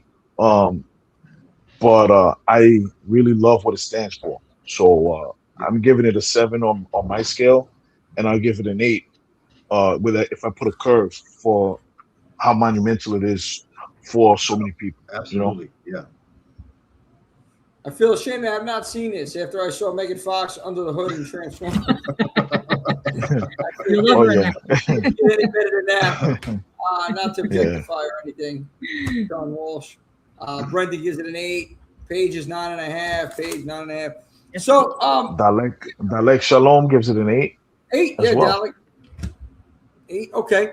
All right. So I got all the list here. I got the numbers where. Jimmy, can I ask you about one more? I saw something mentioned in the chat earlier, and I'm just curious if anybody's seen it. Somebody earlier mentioned student bodies. Any of y'all seen student bodies? Yes, it was more. I think that was one of his ages, more comedy horror. Yeah, I mean, it's not a good movie. I mean, I'll just be real honest. It's not a good movie. But there's some stuff in that, and it's definitely more comedy. The Student Bodies is almost like Scary Movie before Scary Movie. It's like spoofing all of these 80s slashers horror films. And it's really not that good, but there's some shit in there that's absolutely hilarious. I saw it a long time ago. I forgot about it. And then I found it on something a while back, and I'm like, oh, let me check this out. And I was laughing my ass off at times. Now, it's not a good movie, but it's got some really funny stuff in it. If Well, you're I up haven't seen late it. and just want to watch anything and laugh a little bit, 80s, throw it back. Student bodies. Yeah, Yeah. I'm with you. It's a fun it's a fun movie, but Yeah. it's not by any means a hit. No. Or a bang. No, So, it's really not. Just the beginning where the killer is he's like there's a girl upstairs and she's either in the shower or so I don't know, something's happening upstairs and the killer's like walking up the stairs trying to get to her and he's breathing heavy, but the more stairs he goes up, he's like getting out of breath and like he even like he's like how many damn stairs, and he like steps in gum and he's all pissed about stepping in the gum. It's funny. Overall it's a bad movie, but it's funny. and student bodies to the watchers after Right. Prom There you Night, go. too, of course, for science, human anatomy. Oh man, that's The hilarious. loved one's been met. Oh, Dalek. No, that has not. No. The loved ones. Anybody here see the loved ones? I don't think I've seen I've that. I not. have not seen that one. Dalek, I'm talk to not. us about the loved ones. If you want to comment. Yeah, on that. yeah. Talk to us Yeah, about sure. it. Let us know all about it. While he's doing that, Jimmy, could I give a few honorable mentions that I want to bring up to Yes, everybody? absolutely. That's what I was going to ask you guys. All right. If there's anyone you want to Oh throw out. yeah. Oh, for sure. Sorry, I'm gonna name a few. Is that all right? Yeah, of course. And it's I'm gonna kind of read the synopsis and stuff. No, I don't want to take the wind out of anybody's sails and take what anybody else is gonna say. But I'm gonna talk about, since we're talking about horror comedies. There's a movie called My Boyfriend's Back from 1993. Now, I have not seen this movie. I have not seen this film. You know, it's not my type of thing. Horror comedy, like romantic horror comedy. It's a story. It's a zombie film. My boyfriend's back. He comes back from the grave. Let me read you what it's about. Johnny Dingle has been in love with Missy McLeod since they were kids. In his senior year of high school, he decides to fake a robbery at Missy's job with his best friend Eddie. He hopes that by stopping the robbery, he will impress her and she'll go to the prom with him, right? So, boom. During the robbery, just like the way things happen, a real robber actually comes and he holds Johnny and Missy at gunpoint. Thinking that the robber is Eddie, Johnny dies taking a bullet meant for Missy. After the funeral, he rises from the grave and he's greeted by Murray the Gravedigger, who warns him that that he can't leave the cemetery. But he gets back, gets reconnected. He's a zombie, and it's a cutesy little film. It was actually the concept was first written by, from what I understand, man, what's this kid's name? The kid who directed Jason Goes to Hell. Adam Marcus. Adam Marcus did. Adam Marcus, yeah, he actually wrote. Look, there you go. My boyfriend's back. There you go. He actually wrote the I guess the treatment for this, and they took it and they kicked him off or something like that, and a different guy called Bob Balaban wound up directing it, and they kind of changed it around. But it was supposed to be a hardcore horror movie. It became like a zombie horror comedy. Mhm. You know, so that one sounds kind of cool. They got something that came out last year. The Fear Street series on Netflix. They have Fear Street Prom Queen. And yeah, they made a big to do about this film when it was coming out. And the synopsis is as follows: Shady Side High's 1988 prom queen election becomes deadly for underdog Lori when a sinister figure begins killing the candidates. Sounds kind of dope. I had it on my list. I never got a chance to watch it. Oh, I got a couple more things. It was a good watch. Uh, Actually. Okay, all right, good, good. So they got some heat. The Prom Queen, the Fear Street series. Yeah, boom, look at that. There you go. I got another thing. 2009, Cabin Fever 2, Spring Fever. Everybody knows Cabin Fever. Eli Roth came out, what was that, 2001, 2002, something like that. Cabin Fever 2. And Cabin Fever 2 was actually done by, I think it was Ty West. If I'm not mistaken, or it could be the remake. But this is the synopsis for 2009. As students prepare for their high school prom, they have no idea a flesh-eating virus is spreading via a popular brand of water. That right now, that you can watch on Pluto TV and Tubi. And I got a couple more. I got two more. So please bear with me. Urban Legend. Everybody remembers Urban Legend, that the franchise. The third installment Urban Legends Bloody Mary. Came out 2005. I remember when it came out. I remember watching some of it. Didn't quite get through it. But the synopsis for that one is as follows. On a prom night there, three high school friends chant an incantation and unleash a malevolent spirit that begins to kill their classmates in chilling ways. Sounds dope. I remember it was really, really low budget looking back then. That's why I didn't get through it. But I heard a lot of people say some good stuff about it. There were some things to watch. I don't know. I don't know if I quite believe that, but it's something there. If you love prom horror, it's something there for you to go check out. And last but not least, it's another one of those movies. I did see this one, and I seen it when it came out. I've never seen. There's a TV series, very kind of popular. You guys probably heard about it. It's called Buffy the Vampire Slayer. And this is a film from 1992 with Christy Swanson. Pee Wee Herman was in there. Donald Sutherland was in there. Yeah. And this thing, there was a scene at the prom, and this is one of the scenes from the whole movie that I remember. Oh, also the late Luke Perry was also in this film. But there's a scene at the end that was at the prom, and this is what made me think about this one. I remember this was my first introduction that I remember to vampires only being able to come inside a place if they were invited, because the vampires were lurking outside. They were just hawking the doorway, just hawk. Like when you go to the club and you got the VIP and like, yo, you can't come in, and the people just there hoping that you let them come in the club, and the vampires were like that. Pee Wee Herman, all of them, at the prom. It was pretty funny. I've never seen the TV series Buffy the Vampire Slayer, but from what I understand, it's totally, completely different now. I'm spitting cornflakes out over it. It's crazy. From what I understand, it's totally so much different. This movie, Buffy the Vampire Slayer, was more like a comedy, action comedy, horror. Yeah. And I understand the TV show is just horror drama. But yeah, man, if you want to check out some prom horrors, that's another one on the list. 1992, Buffy the Vampire Slayer. Buffy the Vampire. Yeah. Definitely. Yeah, Brendan said Ones is crazy. Terrible. You don't need to finish it.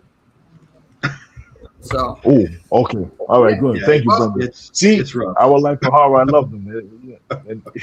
They're not gonna make us waste our time over here. Check out Our Life of Horror too. Check them out. If you're not following Our Life of Horror, follow them. That horror couple, they're in the house, Robbie Rob.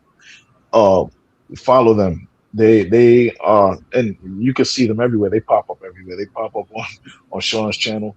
Yeah.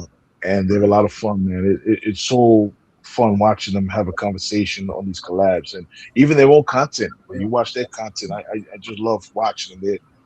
They're a great energy that they have. You know what I mean? They're just fun and just fun watching, man. We're blessed to be surrounded and in the company of such talented content creators. Absolutely. No matter how off the wall their takes are, it's just a lot of fun. Yo, before we get to the trivia question, well, actually, there's a couple of things going on. We got trivia coming up, question of the week.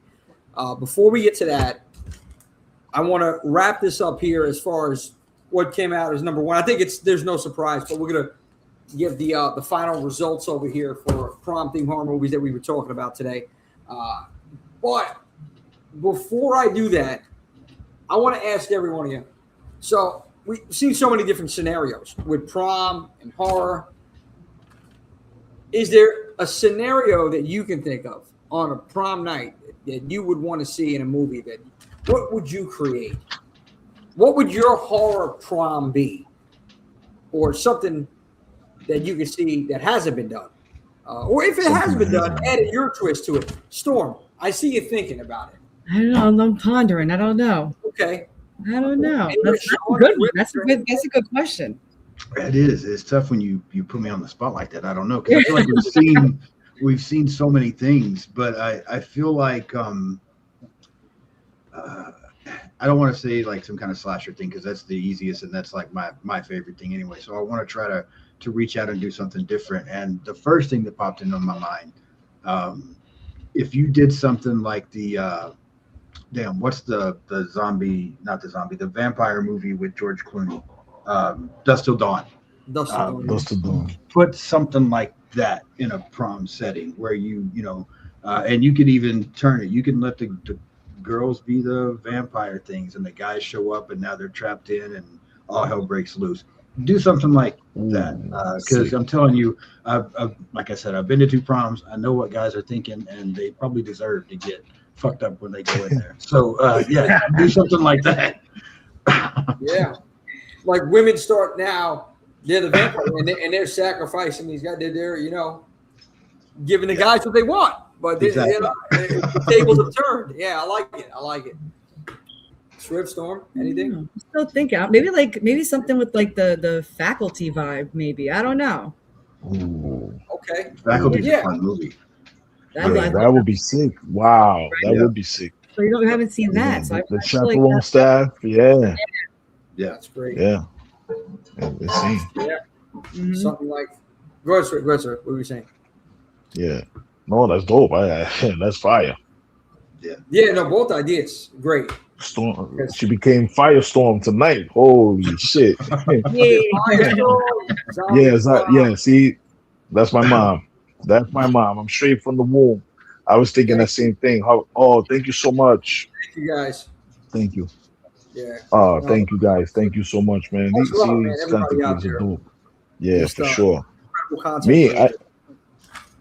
And follow all of these talented, entertaining people, and they're good people too. And they're community supporters, and they add so much to this community. So much fun. Nazi werewolves surround. Oh my God! Wow. Surround Nazi werewolf. We're out there. Oh my God! Okay. That's fun. Yeah. I would do like a Dawn of the Dead but prom style. Like this thing just happened, and one by one, the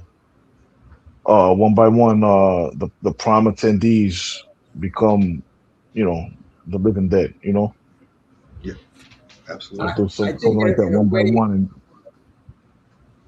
no, go ahead, sir. Yeah, no, I like that too. Yeah. I think that. I think that. I mean, it's kind of been done since somewhat been done already, but I think you can do a dope movie like that. Right. So they're in. You talking about like a zombie, almost like a zombie apocalypse. A zombie apocalypse happens while the prom is going on. Maybe, I don't know, maybe Night of the Comet style, something like that. Some reason for these zombies to just surround the school or wherever the place the prom is at, and people get bit, but they get away. They're having that dance, the last dance. It's similar to the Dance of the Dead. The next thing you know, you're dancing close. This is just what I see in the movies. I don't know nothing about this stuff, but the guy's dancing close on the girl. Her head is in his shoulder. He's like, "Yeah, this is what it's all about. I waited all night long for this." Next thing you know, she's infected. I'm thinking, I don't know. There's been so much done, and I would put the prom not in a school, but they have this prom in a different setting. I don't know where. Maybe it's a big, like enclosed setting. A special Prom Night takes Manhattan. Yeah, whatever it is, it's like they're in this. Like I think of almost like the Dawn of Day when they're at the mall, but like they're in a big enclosed environment, wherever it is, botanical gardens or some shit like that. They're at the prom, and the teachers are setting them up. They're setting them up to kill the students. Like they had enough of their shit all year long. They want to cut class. They want to act like a clown. Yeah, they want to give me the business of the room. Well, guess what? Tonight's the night. Payback. I'm going to have all these students. Oh, yeah, Mr. Johnson. Bang. I'm telling you, man. And this all teachers would come out like, yes, this is our movie. All the teachers and that's they're picking off these students. Ultimately, it's like one of those things. You can feel for the teachers, but no, they're the villains here. And then maybe having the students, the most unlikely of students, save the day. The ones that are always doing their thing in the classroom. That actually the teachers get along with. They're like, no, we can't have this. End up taking out the teachers. And who knows? Maybe the teachers could be like some sort of vampire or some sort of cult that they have going on. Some teachers cult. Yeah. But yeah, try to think about something for that's different. It's hard because like everything's kind of been done, but adding your own flavor to it. It's really where it's at. But I think all of us have great ideas. Well, I would love to see. I got a question. Yeah. Well, I mean, go ahead. Go ahead. I'm sorry. No, with everybody in the comments, let me know. Yeah. You guys in the Okay. chat. Well, I got to. Oh, damn. I'm sorry. I keep. Go ahead, Swift, David. No. Go ahead. There was some comments in there that I think Dalek Shalom replied with what that movie was. What was the name of that movie that he was talking? We asked him to elaborate on that film that he brought up. It's in there. It's in the chat. Oh, okay. It's in the live chat from Dalek Shalom. How about something Halloween 3 with mask instead of? Okay. Instead of the mask, it's a crown that they put on top of their heads. Oh, yeah, crown. Oh, Tony, that's good. Oh, yeah. 6 more days to senior prom. Senior prom. Let's go, man. I can see it. Come on. Oh, and that's it, Tony. That's it. They put it on the head. Dude, that you got it. You got gold right there, bro. Where is it? Come on. There you go. Now they can't get it off, and it's like, no, I gotta get fucking head. Whole head start exploding. Oh, great. Anyway, Nice. what were we talking about? Dalek was talking about that movie, right? That he was the loved ones, I believe we were talking about. Yes. Right? Yeah. Okay. Yes. He broke it down. He had a little bit. He broke it down earlier in the comments. Okay, yeah, The Loved Ones is a 2009 Aussie prom horror with plenty of glitter, pink satin, gore, and power tools. Highly recommend. Thank you very much, sir. Thank you, Dalek. Yeah. Thank you. I'm gonna check that out for sure. I can't find it. There's one of these messages. Well, it's the last one. He reposted. Okay, reposted. Okay. Repost, yes. Okay. Beautiful. Yeah. That horror couple Lost in says, the Matrix. Storm, your Leatherface tattoo. Oh, thank It you. is. It's very cool. Yeah. Thank you so much. Yeah. Have a You're whole just thing. bad. You got a whole Yeah, sleeve. absolutely. My God, look at Oh, Kruger. wow. Michael, Freddie, that's nice. Yeah. Ghostface, Yeah. Jason, very cool. That's sick. Pennywise, damn, Yeah. all of it. Whoever does your ink, oh man, great job, Storm. Thank you. Yeah, Rich great job. Solid, Green Apple Tattoo, Long Beach. You heard it? Oh, Green there you Apple go, Tattoo. Long Beach. There you go. And I love Right that. there, before Strong. Actually, I know Go to it's Strong Island. Long Strong Island. Long Island. Yeah. It kind of goes like a little Staten Island, Long Island kind of together. Yeah. Get that all the time. Yeah. That's good. But I got a question for all of you guys up here. I got a question for each and every one of you. What is the most iconic? Yeah, what is the most iconic prom horror scene in each one of your opinions? oh, my God, I know a couple come to mind, but yeah, go. You guys go. I mean, to me, I feel like this is an easy answer, so I hate to do it, but I feel like it's got to be the Carrie scene where, she does her thing at the end of the film, because I just, people that aren't even horror fans know that scene. That's one of those things that's, it's gone out so much that even outside of our community, people know about Carrie and what happened and the way that went down. So to me, I feel like that's got to be the most iconic scene. I think, kind of like we were talking about at the very beginning, we talked about probably the top two at the beginning, but when somebody mentions Prom Night and horror, you think about the Prom Night movie and Jamie Lee Curtis, obviously, but right there with it is Carrie just losing her shit and destroying everybody. So that's like that scene. Yeah. I think it's got to be. Yeah. I mean, there's a couple really good scenes out of the movies we talked about today, but like to your point, Sean, even if they're not horror fans, they know about that. So it transcended. So you got to go with that. Yeah, I think so. Directed by Brian De Palma. Yep. Yeah. Let's not forget that. Yeah. Right. I think we're all in agreement with that one. Absolutely. Yeah. That horror couple, the Carrie scene for sure.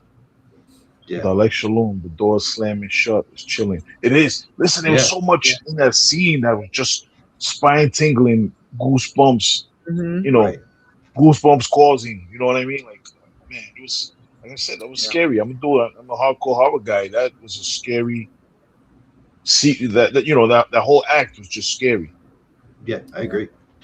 Even to how the mother bit it, even to how she bit it. It was just such chilling imagery, you know. Right. Yeah. And Sean, I know you know what I'm talking about. You know, with your background. Absolutely. Yeah. You know? Yeah. 100%. Yeah. I've Yeah. got that religious background out there, and it's it's pretty creepy sometimes. So yeah. Yeah. Yes. I think when you go, like, I know what I'm about to say right now with top prom movie according to us right here, us four. It's not Carrie. Carrie came in at surprisingly number 3 on the list here. Okay. Yeah, on the list here. So I mean, but that scene. Yeah, that scene is top tier. Definitely best scene for sure. Right. Would you also say best kill out of the prom horror movies? I guess. Yeah, I would think so. I would definitely. Yeah, I think so, because it's like we said, it transcends horror, because you could take this list that you made tonight and show that to a non-horror fan, and 90% of them are going to know Carrie and not know anything else on the list. Yeah. And it's because of some of those scenes and that whole thing. So yeah, I think probably so. Best kill, best scene. Yeah, for sure. Steals the show. Carrie wins. She's queen. That's it. Carrie wins. Damn it. Give her her crown. that's right. So across the board. So before I run this down and give Carrie her, yes, give me flowers. So there you go, Carrie. Girl. You got it going on, girl. So the queen. Let me know though. What you guys? Any last thoughts on prom-themed horror movies? Any before I run this down? No, I mean, I think we covered it all. The only, when you flashed that picture up there a while ago, I don't know if anybody remembers the TV show Greatest American Hero. Yes, indeed. That's him standing next to Carrie there. Yeah. Well, I don't even know that shit. Yeah, it's like a comedy superhero type TV show back in the day. But yeah, with the red suit. Yeah, absolutely. Yep. Why does that dude look like Mark Wahlberg and Thomas Jefferson had a baby? I think he's also in like House, right? Isn't he in House? Yeah, he's in House as well. Yeah. I thought so. 1986 House. Yeah. Absolutely. 85, I think 85. Might be 85 then. Yeah, 85. Yeah, 86 was part 2, right? I think that's right. Yeah, there we go. Yeah, sorry, I got off track. That wasn't your question there, Jimmy. Sorry about that, but I think we wrapped it up. Any thoughts, any trivia, anything that you guys want to throw out there? Throw it out for prom. Fun facts. I know Swift, you dropped some gold today. All of you. Yeah, I never been to prom, but I feel like I've been to so many because I've seen these movies, and prom just makes such an effective setting for a horror film, because it's a place where everyone's supposed to be having a good time, and you're just supposed to let loose and, you know, deal with the woman or with the girl or boy that, you know, you have a crush on and all this type of stuff, or whoever your date is. And it's supposed to be one of the best times of your life, one of the most optimistic times. Like Sean said, you know, after the prom, what's going to happen? You know, like it's supposed to be one of those things. And to bring horror to that is just, it's so effective. And I think that's why we love it so much. That's why we love horror theme, you know, the horror, prom-themed horror. You know what I mean? Because it's an event, and to introduce horror into that joyous occasion is just masterful. You know, it makes it just works. And think about the 80s too, right? Just think about even the 90s, right? Before social media, before cell phones, when you had to walk around with a roll of quarters just to make a call from a payphone, right? Yeah. And just the fact that how scary that could be. You just watched this prom movie, and you're going to prom, and now you're thinking, what happens if this happens over here? You know, like in this. Right. I don't know. It just, you're right, Swift. It's an event. It's a big life event, and you're adding a horror element to it. And really, anybody that's been to prom, you know, or even if you haven't, like you said, so even if you haven't been to prom, you know of it, and seeing that kind of event mixed in with all these films, it's just well done. Well done, especially with Carrie and Prom Night. Those two specifically, just I can't think about prom now without thinking about horror stuff. Like Yeah. anytime somebody mentions prom, I'm thinking horror. You know what I mean? I Mhm. have no other thing to base it on than that. I didn't have fun at my junior or senior prom. Oh, that sucks. Well, you're having fun tonight, I hope, Nanette. This is prom I 2026. hope you're having Yeah. fun tonight. That's right. You know? That's it. I really do hope so. I'm having Yeah. a lot of fun here with everybody and Me reading some too. of the comments and hearing everybody chime in, man. Thank you so much. This is my prom. You know, So check this. Nice. Go ahead, Drew. Go ahead. yeah, prom is just horror. To me, prom is horror. You know, I don't have any. Yeah. I think about prom. I just think about all of these iconic scenes and everything. Mhm. Absolutely. So we got the breakdown from what we were talking about. So 1, 2, 3, 4, 5, 6, 7 movies.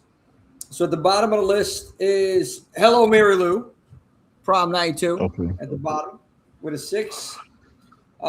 Dance of the Dead with a 7. As we move up the Wow. ladder, yeah, we have 2 tied here. Jennifer's Body and Night of the Creeps with an 8. Then we have Carrie with an 8.5. We have The Prowler with a 9. Wow, that's fair. Yeah. That's it. And Prom Night at the top with a 9.5. So Yeah. Prom Night, as expected, takes the trophy, takes first place for prom theme horror. Yeah. Well, I Prom-themed don't horror. actually. It wasn't expected because I really thought it could have gone either way with Prom Night or Carrie. I was actually surprised Prowler came with us. Prowler came before, which I'm Yeah, happy. that's surprising a little bit. But yeah, I think prom night winning is not a surprise. And again, I also think one of the cool things about it, just again, having been somebody that has been to prom, it's the most real. Like it feels like what I remember back in 1989 and 1990, telling how old I am. But when I went to prom in 89 and 90, it felt like that. Like that's what it was like, with the exception of like we didn't clear out the dance floor. So somebody could have their, Saturday Night Fever moment, but the rest of it was right on.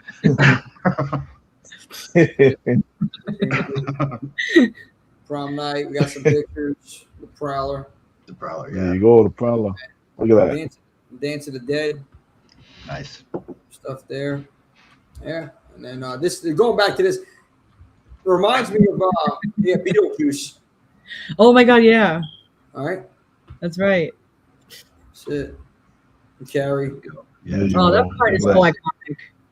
yeah, Yeah. Yeah. so classic. My We're all goodness. gonna laugh at you. Mhm. Yeah, Mhm. But yeah, killer conversation tonight, guys. And Storm, guys, girls, guy goyles and ghouls. What another incredible episode here. Horror 365 Prom. I want to thank everybody up in the chat. You guys are all amazing as always. Yes. So, before we sign out of here, we had a trivia question of the week. Now, last week, John Walsh took it. Okay, he took it home. You got it, first ever weekly Horror 365 trivia champ. So, bang, there it is. Trivia question. We got to get some sort of drum roll, I guess, right? Drum roll sound effect. there you go. We got, It's like on congas. That works. there it is. It's a little something, right? Yeah. So, all right. With that being said, first person, here's the rules. You're going to hear the question. It's the first person to answer it correctly in the comments is our trivia champion of the week. So get ready. Listen up here. It's a tough one. Prom Night, 1980. The killer's revenge is triggered by a past incident involving a fatal accident. What specific hiding place was the victim trapped in during the original tragedy? Say it one more time. Prom Night 1980, the killer's revenge is triggered by a past incident involving a fatal accident. What specific hiding place was the victim trapped in during the original tragedy? Let's see if we got any. Who's going to answer first? Nope.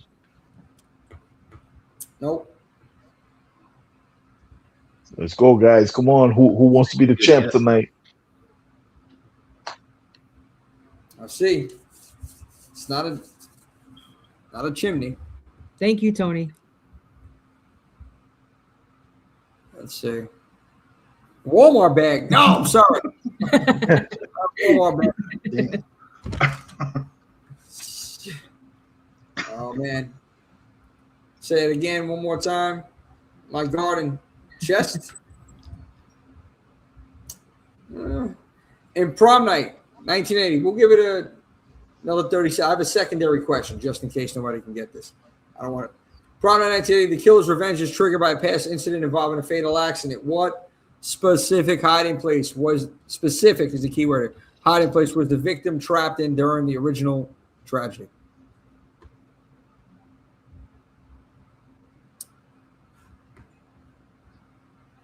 Small hotel room. Windows say no. So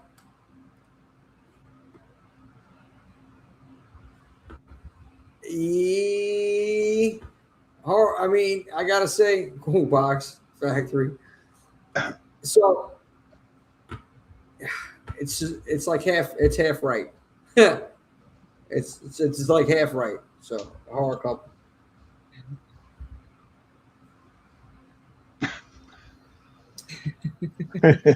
Great. Okay. Dog kennel. All right, we'll go to the next one. We'll go a different question. Sissy Spacek. Different question now, okay? Sissy Spacek and Chloe Grace Moretz are two of the three actresses to play Carrie. Who's the third? It's three actresses that played Carrie. Sissy Spacek, Chloe Grace Moretz. Who is the third actress to play Carrie? Let's see. It's a tough one. Both of these are. I mean, this is like almost on the level of those cards I had when we did the trivia night, which I got those things. Everybody's stumped. Did somebody give the answer there, Mama Swift? Did she give the answer you were looking for in the first one? No. Well, it's you were looking for. It's one of those half answers, right? It's one and a half. Yeah. Yeah.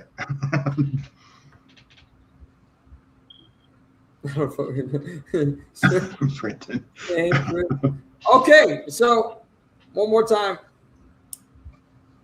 I'm going to have to go to another a third. I don't have a third backup, but we'll go with it. Sissy Spacek and Chloe Grace Moretz are two of the three. Oh, Tony Masseri got it. Got it. There we go.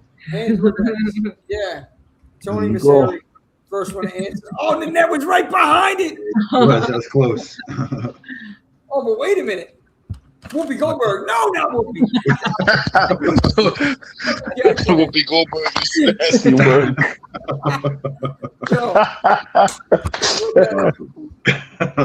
Tony Masseri takes it this week. Trivia champion of the week. Tony, got us. Email us a picture over. I think we might still have one from the event. Email us the one that you want on that graphic design for Trivia Champ of the week. And boom. Congratulations, Tony. Champion here. Yeah. All right, Tony Masseri. John Walsh, you've been dethroned. Oh, you're too late, John. The champ was coming back off the ropes. The champ, you was on the ropes, but you almost had it. But Tony Masseri got the crown this week. John, don't worry, there's plenty of other weeks coming. But all right, congratulations, Tony. Awesome stuff, guys. So I want to wrap it up here, but I want to give everybody the floor real quick before we do so and talk about what's coming up next week. So Storm, floor is all yours. Any other last thoughts on anything today? Anything going on in your world that you want to plug? No, I'm kind of boring right now. But just hanging with you guys and everything. So that's not boring. That's great. Other than that, no. Well, I want to say welcome to the family because, you've always been considered, family. Like everybody here that's in this chat that's on the show, always extended family member. Storm, an official Horror 365 family member now. So big ups, Storm, the eye of the storm. I think Strickland said that term first. Hurricane Storm. Thank you. That's it. Welcome, Storm, to the family. Thank you guys so much. Oh, you're welcome. Thank you. Of course. Storm, Sean, I want you to take the floor right now, buddy. I know you got some things shaking and baking. What's happening? Yeah, well, yeah, I'll mention a couple things, but before I do, thank you so much to you, Jimmy, and you, Swift, for having me back on. It's an honor to be on here. So you guys are amazing. I appreciate everything y'all do. So thank you for letting me be a part of it. I appreciate that. You're welcome, bro. And then, yeah, just go check out Sean's Horror Corner. Episode came out today on Halloween, The Curse of Michael Myers. Coming up, we've got a Nightmare on Elm Street 3, Psycho Killer, Evil Dead, and Evil Dead 2. Like, that's the next 4 things coming. So go check it out, subscribe so you don't miss anything. A lot of fun people coming on with me. Brendan from Our Life in Horror is going to be on, that horror couple. Aaron from A&B Horror Movies. Yeah, good stuff. So go check it out. You got to get me up for Nightmare 3. Did you already record that? Oh my goodness. Yeah, we did. It'll come. It's already recorded. It came out Friday. Aaron and I we've done the first 2 Nightmare movies already, and so now we're gonna do 3. But yeah, I'm me and you and Swift have been talking a little bit. I'm gonna try to get you guys on, and we're gonna talk about some gold and the Leprechaun. Yes, indeed. I lost me shilling. Come on. Of course, you picked the greatest horror franchise of all time for us to be on, man. Absolutely. Are you saying some? Is it because I'm Irish? Because I'm part Irish? You want me on there? That's what it was. Yes. I knew it. No, let's do it. I got a wee bit Irish in me, Sean. Right? You want me on this show? You think you're gonna get me gold, Sean? I got no gold. I understand that. You get it. It's good stuff, man. No, I love it, man. Thank you. I appreciate you. Yeah. Absolutely. And follow Sean's Horror Corner on IG as well, because every day he's dropping birthdays, he's dropping this day in horrors, he's dropping so much news every day. So follow him on IG, follow him on YouTube, and it's a wonderful account to follow. I see his stuff every day because he's always keeping the audience up to date on what's been going on in horror history. So could check him out on IG as well. Thank you, Swift. Sean's always tremendous work. Swift, floor is yours, brother. What do we got? The floor is mine. Man, we're out here. It's summertime. I'm gonna be out at the events that I said this weekend. I'm gonna be out at the Brooklyn at the Brooklyn excuse me, at the Brooklyn Attic Books event, the New York City Pride Indie Horror Book Fair. I'm going to be out there. I'm going to also go to Scream Scenes event, the Interview with the Vampire, go support. I'm going to go back to the after party at the Twisted Spine. I'm going to be out here all weekend, man, just supporting and celebrating horror with the beautiful horror fans. It's such an amazing experience hanging out with people like us, people who love horror. It's like it, and it feels good. It feels good, like it's getting back to the pre-pandemic feel, where you're just out with people who love the same things you do, have the same interests, and dope people, and guess of course, I gotta eat some good food while I'm at it too. And that's it. Really just I gotta get to the movies. It's a bunch of stuff I gotta see. I'm backlogged in the movies. I gotta see that other movie, The Furious. It's not a horror film. Anybody who knows me, I'm a big action film guy too. Jimmy, you know how much I love action films. You're pretty much the same like me. Martial arts films and stuff like that. Like that's my lifeblood. Horror, martial arts, action cinema. That's going through my veins. So there's a movie called The Furious that I'm hearing so many wonderful things about. I want to check that out. I still got to see Masters of the Universe, He-Man. Before it's probably on its last days in the theater because it really shit the bed. It didn't do anything. I feel they should have continued marketing after it came out. Like, they marketed it so much going into its release. And once it came out, I think, opposite Backrooms. So Backrooms on that weekend, Obsession was still out. And it's like once Masters Universe came out, they kind of shied away from continuing the market. I forgot it was out until I was talking to, I was talking to Mike about it, Mike. And I'm like, wow, they really pulled the marketing once it came out. Like, it came out against 2 mammoth films. Like, you got to keep pumping and remind people that this thing's not a movie theater. But I want to see some movies. I gotta do. I got a lot of stuff to do. I got a lot of work to do. Hey, listen, you know what? There's a lot of catching up, and I'm glad that you brought up that fact too, because we celebrate horror 365 here, no matter what, diehard horror fans. But that doesn't mean we don't like other things. Like I know I was doing a little bit of something toward pro wrestling. I want to try to bring that back to any other crossover fans, wrestling fans, just nostalgia in general, like 80s, 90s films. That's something that I definitely would want to chop up with anybody at some time. So I'm thinking about creating some different forms. Not now, sometime hopefully put it together before the end of the year. Some other piece of content for that. If anybody, again, crossover fans from that time period. That's what I was thinking about. So we were doing some wrestling conversations as well. Tony, you joined in some of those. And I noticed there's a lot of, so you commented. There's a lot of, like, with horror, there's a lot of crossover fans into wrestling and metal, rock and stuff. So, like, there's so many things to talk about, and things that horror fans all have in common that's not horror related, But so sure. Good shit, Swift. Yeah, definitely got to catch up. I forgot. I also want to shout out Trauma Entertainment and the Brooklyn Horror Society and Zero Gravity. I was hanging out with them last night, and I went to Trauma Tuesdays, a screening. They screened the film. For all of you fathers out there, this Sunday coming up is Father's Day, but they were screening the film Father's Day last night. This movie was crazy. It was nuts. It was wild. It was nuts. That's all I can say. This movie was nuts. It was wild. But yeah, it's a trauma film, but it was fun. I had a good time hanging out with Brooklyn Horror Society and Trauma Entertainment. I had a good time hanging out with them. Zero Gravity. Everybody follow Zero Gravity. It's always a good time seeing Zero.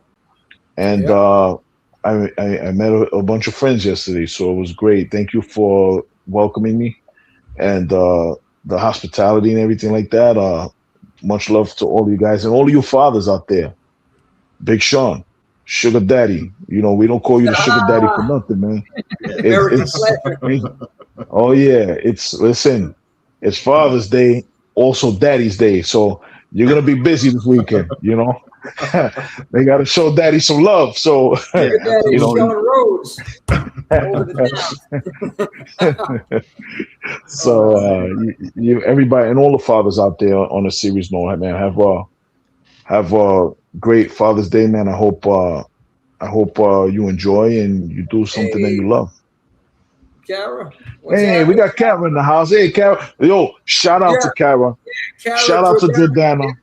The Syracuse Horror Club. They're doing big things. They got a big event coming up in August up in Syracuse. They're putting it down for the town. I'm trying to get up there. I got to go see this. This is going to be an amazing event.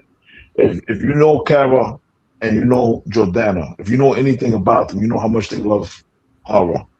How dedicated they are to being horror content creators, and the passion that they have. So I know this event that they're putting together is going to be sick. Anybody, if you're anywhere, say that again. I think it's August 8th, right?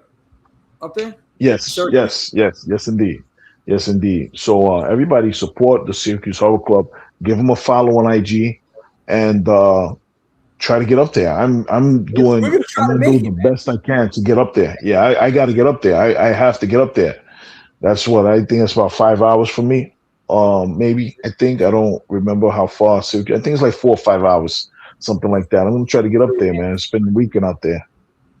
Yeah, for me, I was looking at it was Google Map, and it's about 3.5 straight up. But it's it's a hike. But hey, listen, it's worth it. I know that because I know they're gonna put something incredible on the first ever. Oh man, over there.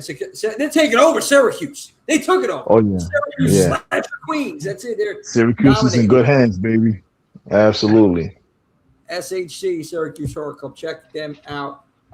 Carrie on Air and Pretty Killer Podcast. Jordana. Good stuff, ladies. Like I said, so much going on. So proud of you guys, you girls. I love it because you know what? And then speaking to your points, Rick, what you're saying with all these events happening, it's a beautiful thing because there's options. There's that word. It's option. You don't have to sit here and wait in line for 7 hours. I'm going to call it out.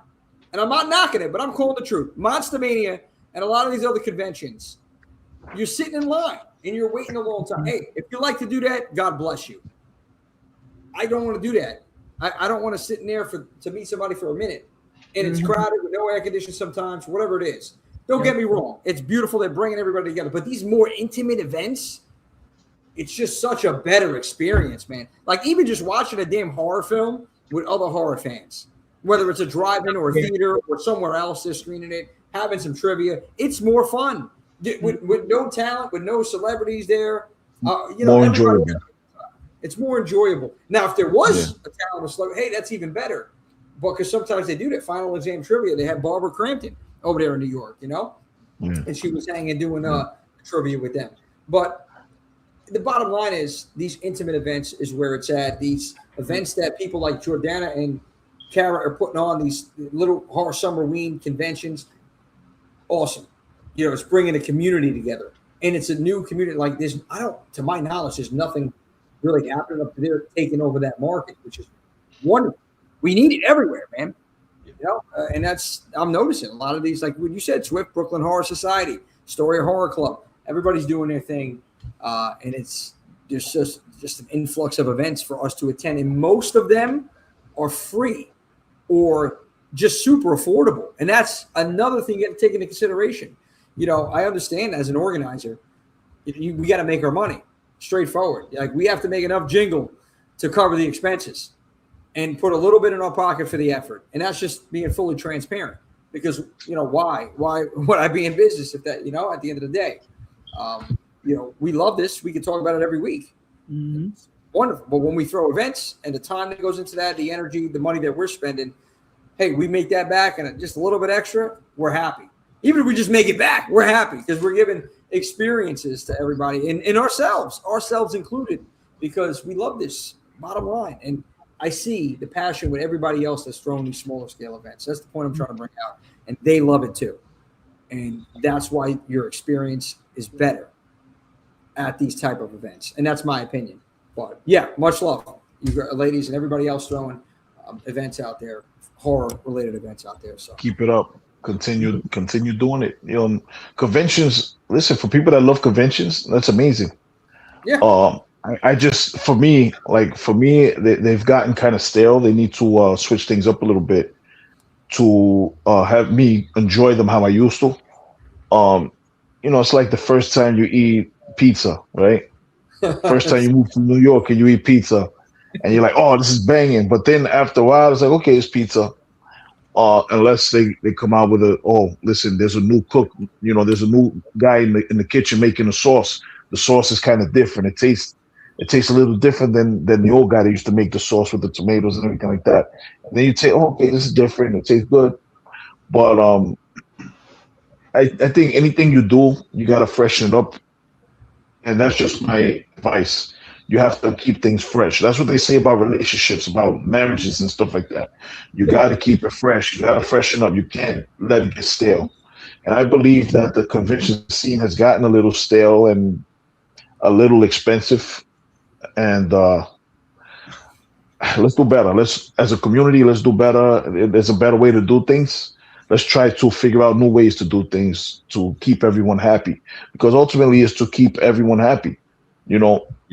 If there are no fans to attend your stuff, thank you. What are you doing it for? Yeah. Oh, we got Carrie lighting it up. Damn, I missed all these. Yeah, no, it's good. Oh man, I'm sorry. I'm over here running my mouth. I'm one of those guys that can't do two things at one time, so I can't. Pineapple pizza. Oh. Mama Swift, Right. you disappoint me. Wow. Stop the madness. Swift, Stop the madness. Mom just said Swift. You see what Mama Swift just said? And you can't say that. I see it. I see. I can't say something. I'm going to say this. Her excuse is that she doesn't live in New York anymore. She's down south. What good pizzeria are you going to have down there? Listen, she's forced to adopt this dark side of the force because you need some type of good flavor on that crap down there. You need something to make all of these people. I get pineapple. I get Philly cheesesteak. They say all these toppings. I'm like, yo, those flavors don't even go together. Like, at that point, you're not even tasting the pizza. Like, what are you doing? I said, okay, the pizza sucks so bad that you have to throw all of these different flavors to confuse your taste buds. Yeah, I'm down south too, Swift, so I completely agree. You're right. Yeah. Listen, we got to get you up here. We got Kara. I'm surprised at you. You're a New Yorker. I know you're upstate. You're a little up north, but you're still in New York. Sean, we got to get you down here to try some pizza. Storm knows what it is. There's one thing we can't miss, because you were talking about keeping everybody happy. So, and I agree. And I happen to see somebody in the chat over there. So can we all say gabagool to Mikey for me real quick over there in the chat? Yeah, Mikey Bones. There we go. Oh, man. But you know what, Mikey Bones, gabagool, listen. Mikey. You were phenomenal. You missed it. And by the way, I didn't see somebody in this chat tonight. Where the hell is Rob Humphrey? He was on at the very beginning, and he said he just stopped in to say hi, but he was at some concert, is what he said. He's actually, I don't know if you know Rob, he was at Applebee's picking up MILFs. That's what Rob does. Yeah, yeah, that's what he does. Yeah, they call him the MD. He's Rob Humphrey, MD, the MILF Destroyer. That's what they call him. I don't know. I heard about it. But Applebee's of all places, unbelievable. Yeah, it's fucking top-notch restaurant there, Rob Humphrey. I got to tell you, no wonder why this episode ran so smooth. Rob. Oh man. Oh shit, Mikey, we're all better off without Rob here. Yo, but you guys, Session Radio, Dread Central, that the mega powers right there. Shout out. You guys are amazing. Yeah. Killing up and catching up on some of the stuff too, man. So, good shit. They're another account. You just they're always popping up all of the top scoops, all of the brand new scoops. Upstate is salt potatoes, not pizza. Yeah. Listen, when I see you up there, I need you to point me in the right direction. Just point and shoot, and I'll you just point. I'll pull the trigger, and I'll have some of the best food up there. I'm a food guy. Johnny Sparks in the building, baby. Johnny was in there earlier. Oh, yeah, Johnny was there that day. Johnny was there that day. Yeah, absolutely. That's absolutely what I do. Yeah. Oh, absolutely. So, no pineapple pizza when Swift's around. Mama Swift, that includes you. We got to get you up to speed. Not if you're in New York. Papa John's, I know it's trash, but it's at least it's consistent. You know what you're getting over there with Papa John's and Domino's. And if they're Pizza Hut. Pizza Hut actually is better now. I think Pizza Hut's getting better. They reworking everything there. They're bringing it back to how it was in the 90s when I was a Pizza Hut kid. I went the longest. I'm from New York. Jimmy, you know this, with Brooklyn. Storm, you know this. I went like a major part of my life without ever having Pizza Hut. I think we started having Pizza Hut in the 90s when they used to have the kids' night on Tuesdays. They would give you like a personal. I don't think they call it pan pizza. I forgot what they used to call it back then, but they give you a personal pizza. Pan pizza. You're right. Yeah. Yeah. Oh, yeah. See, Sean knows what I'm talking about. I do. And Pizza Hut was so good. Like once I finally had it, like as a New Yorker, there's no reason to ever have Pizza Hut.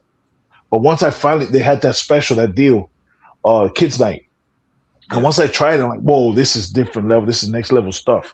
It wasn't our pizza. It was something different, but the crust just tasted so different. It was so light and airy. And man, it fell off, obviously. But when I was in DR, I was in Dominican Republic in 2015. And my aunt and uncle, we were at their house and they ordered Pizza Hut in Dominican Republic. Yeah. And I wasn't excited about it. I said, yeah, it fell off. I ate, that was the same taste that I had from Kids Night. Yeah. So in the Dominican Republic, they were still making it the same way they made it when I was a kid in the 90s. So that brought back a lot of memories. Oh man, I didn't want to leave. I said, "Oh man, I gotta have more." But yeah, Pizza Hut changed, and it tastes like cardboard, just like everything else that's a chain right now.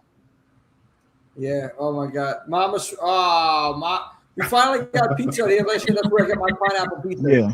This is the travesty. Yeah.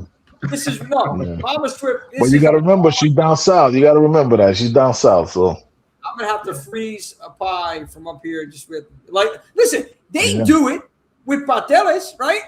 during that time of the year. Mm. I think They ship patele. They do. Puerto Rico.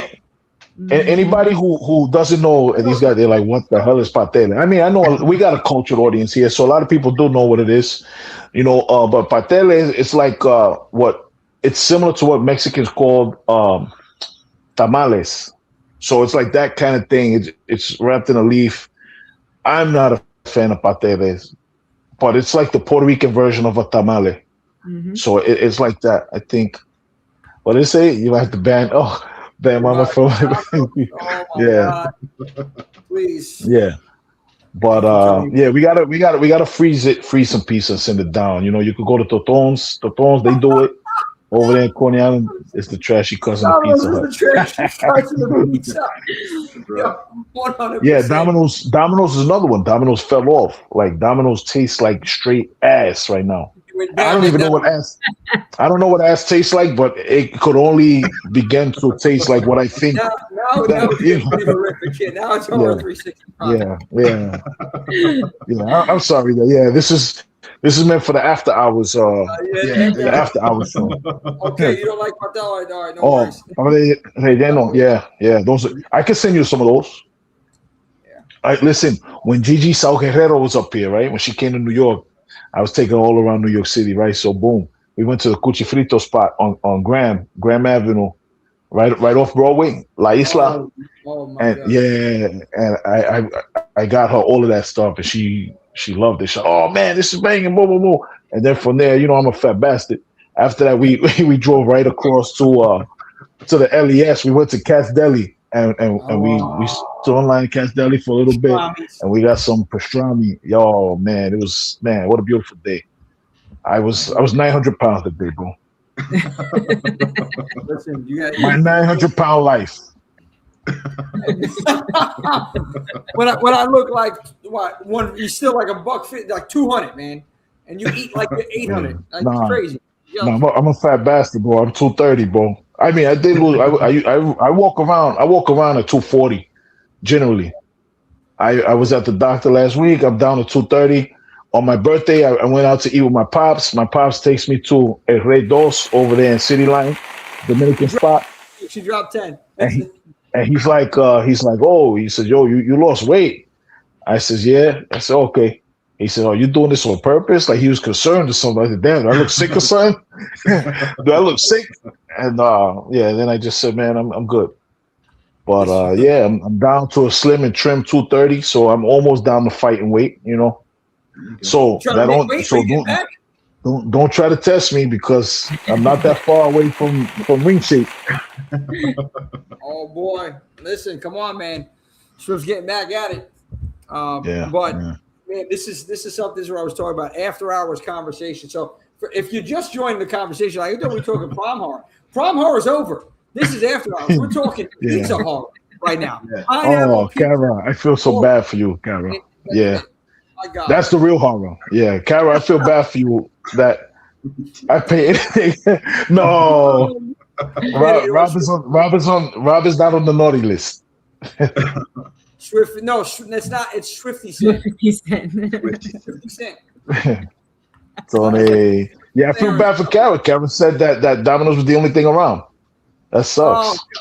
Jeez, my condolences. Sugar Ray Swift. No, there's only one Sugar, and that's this guy right here. Sugar Daddy Sean, love from up above. Sugar Daddy Sean Rhodes. I had a storm here. Sugar Daddy Sean Rhodes, American slasher. And then Swift, the anesthesiologist. I love the names, as you can tell, nickname and everybody here. We gotta get some of the other individuals in the chat. It's tasted not as bad after late night. Yeah. But yo, and let me tell you something. It makes a difference. One thing that I started learning, when you grow up, you just think everywhere is just like where you're from. This centric, ideology. You just think everywhere is just like where you're from. I remember I used to hear people say, oh, cold pizza is the best. And I'm like, I try to eat my pizza. I try to save pizza and eat it cold. This tastes like shit. What the hell is everybody talking about, right? They even had a TV show on ESPN called Cold Pizza. It was either on ESPN or Fox Sports. I don't remember which which network it was on. I'm like, damn, this is really a thing. and I'm thinking, like, why do people like this cold pizza? I couldn't get it, right? Anybody from New York, you know, pizza is delicious when it first comes out, and do not throw it in the microwave ever. Oh. If you're gonna reheat it, you got to throw it in the oven, right? Mm-hmm. And it's not gonna taste the same. But what I noticed, yeah, but it's still, you still lose the flavor. You know, you still lose the flavor. The sauce is old already. You know, the cheese, something just happens when you put it in the fridge. So I'm thinking, yo, people really love cold pizza, and I'm like, yo, I got the answer. I understand why people like cold pizza, because their pizza sucks so much. There's no real drop off when it's cold the next day. Our pizza here is so good. Once it gets cold, you're fucked. You're screwed. Like, once pizza gets cold here, you're like, yo, I'm throwing that shit out. Like, because the drop in quality is so immense that you don't even want to. Like, nah, I'm not messing up my memory of what this was, but I guess the pizza just sucks everywhere so bad on the regular that when it's cold, it's not that much. It's not that different from what it was. Yeah. It's a terrible thing. So I feel bad for everybody. Rest in peace. Pizza and hard go hand in hand. So this is a perfect topic of this after hours topic of discussion. But I'm really considering going on like an after hours session on Wednesday nights after talking about completely whatever it is, just different topics. It could be horror related or not. I mean, just a whole rant here. Pizza rant. A pizza rant. We got Vader. Vader's in here starting this shit. Oh, come Vader's on. from Chicago. Deep dish pizza. Get out of here. Yo, Vader, number one, thank you for joining us. Everybody, thank you for joining us. Shout out to Florida Dad Vader. Vader's the man. I love Vader, but I never been to Chicago yet. I got to try it. What I will say is it's definitely a different thing. So I don't hold different stuff to the same standard. I really admire how passionate you are about this. So, Carrie, listen, you come up here. I'm going to take you to listen, and that goes for everybody. You come out here to the city. I got you. You hit me up. You're Swift. I'm coming out there to the city.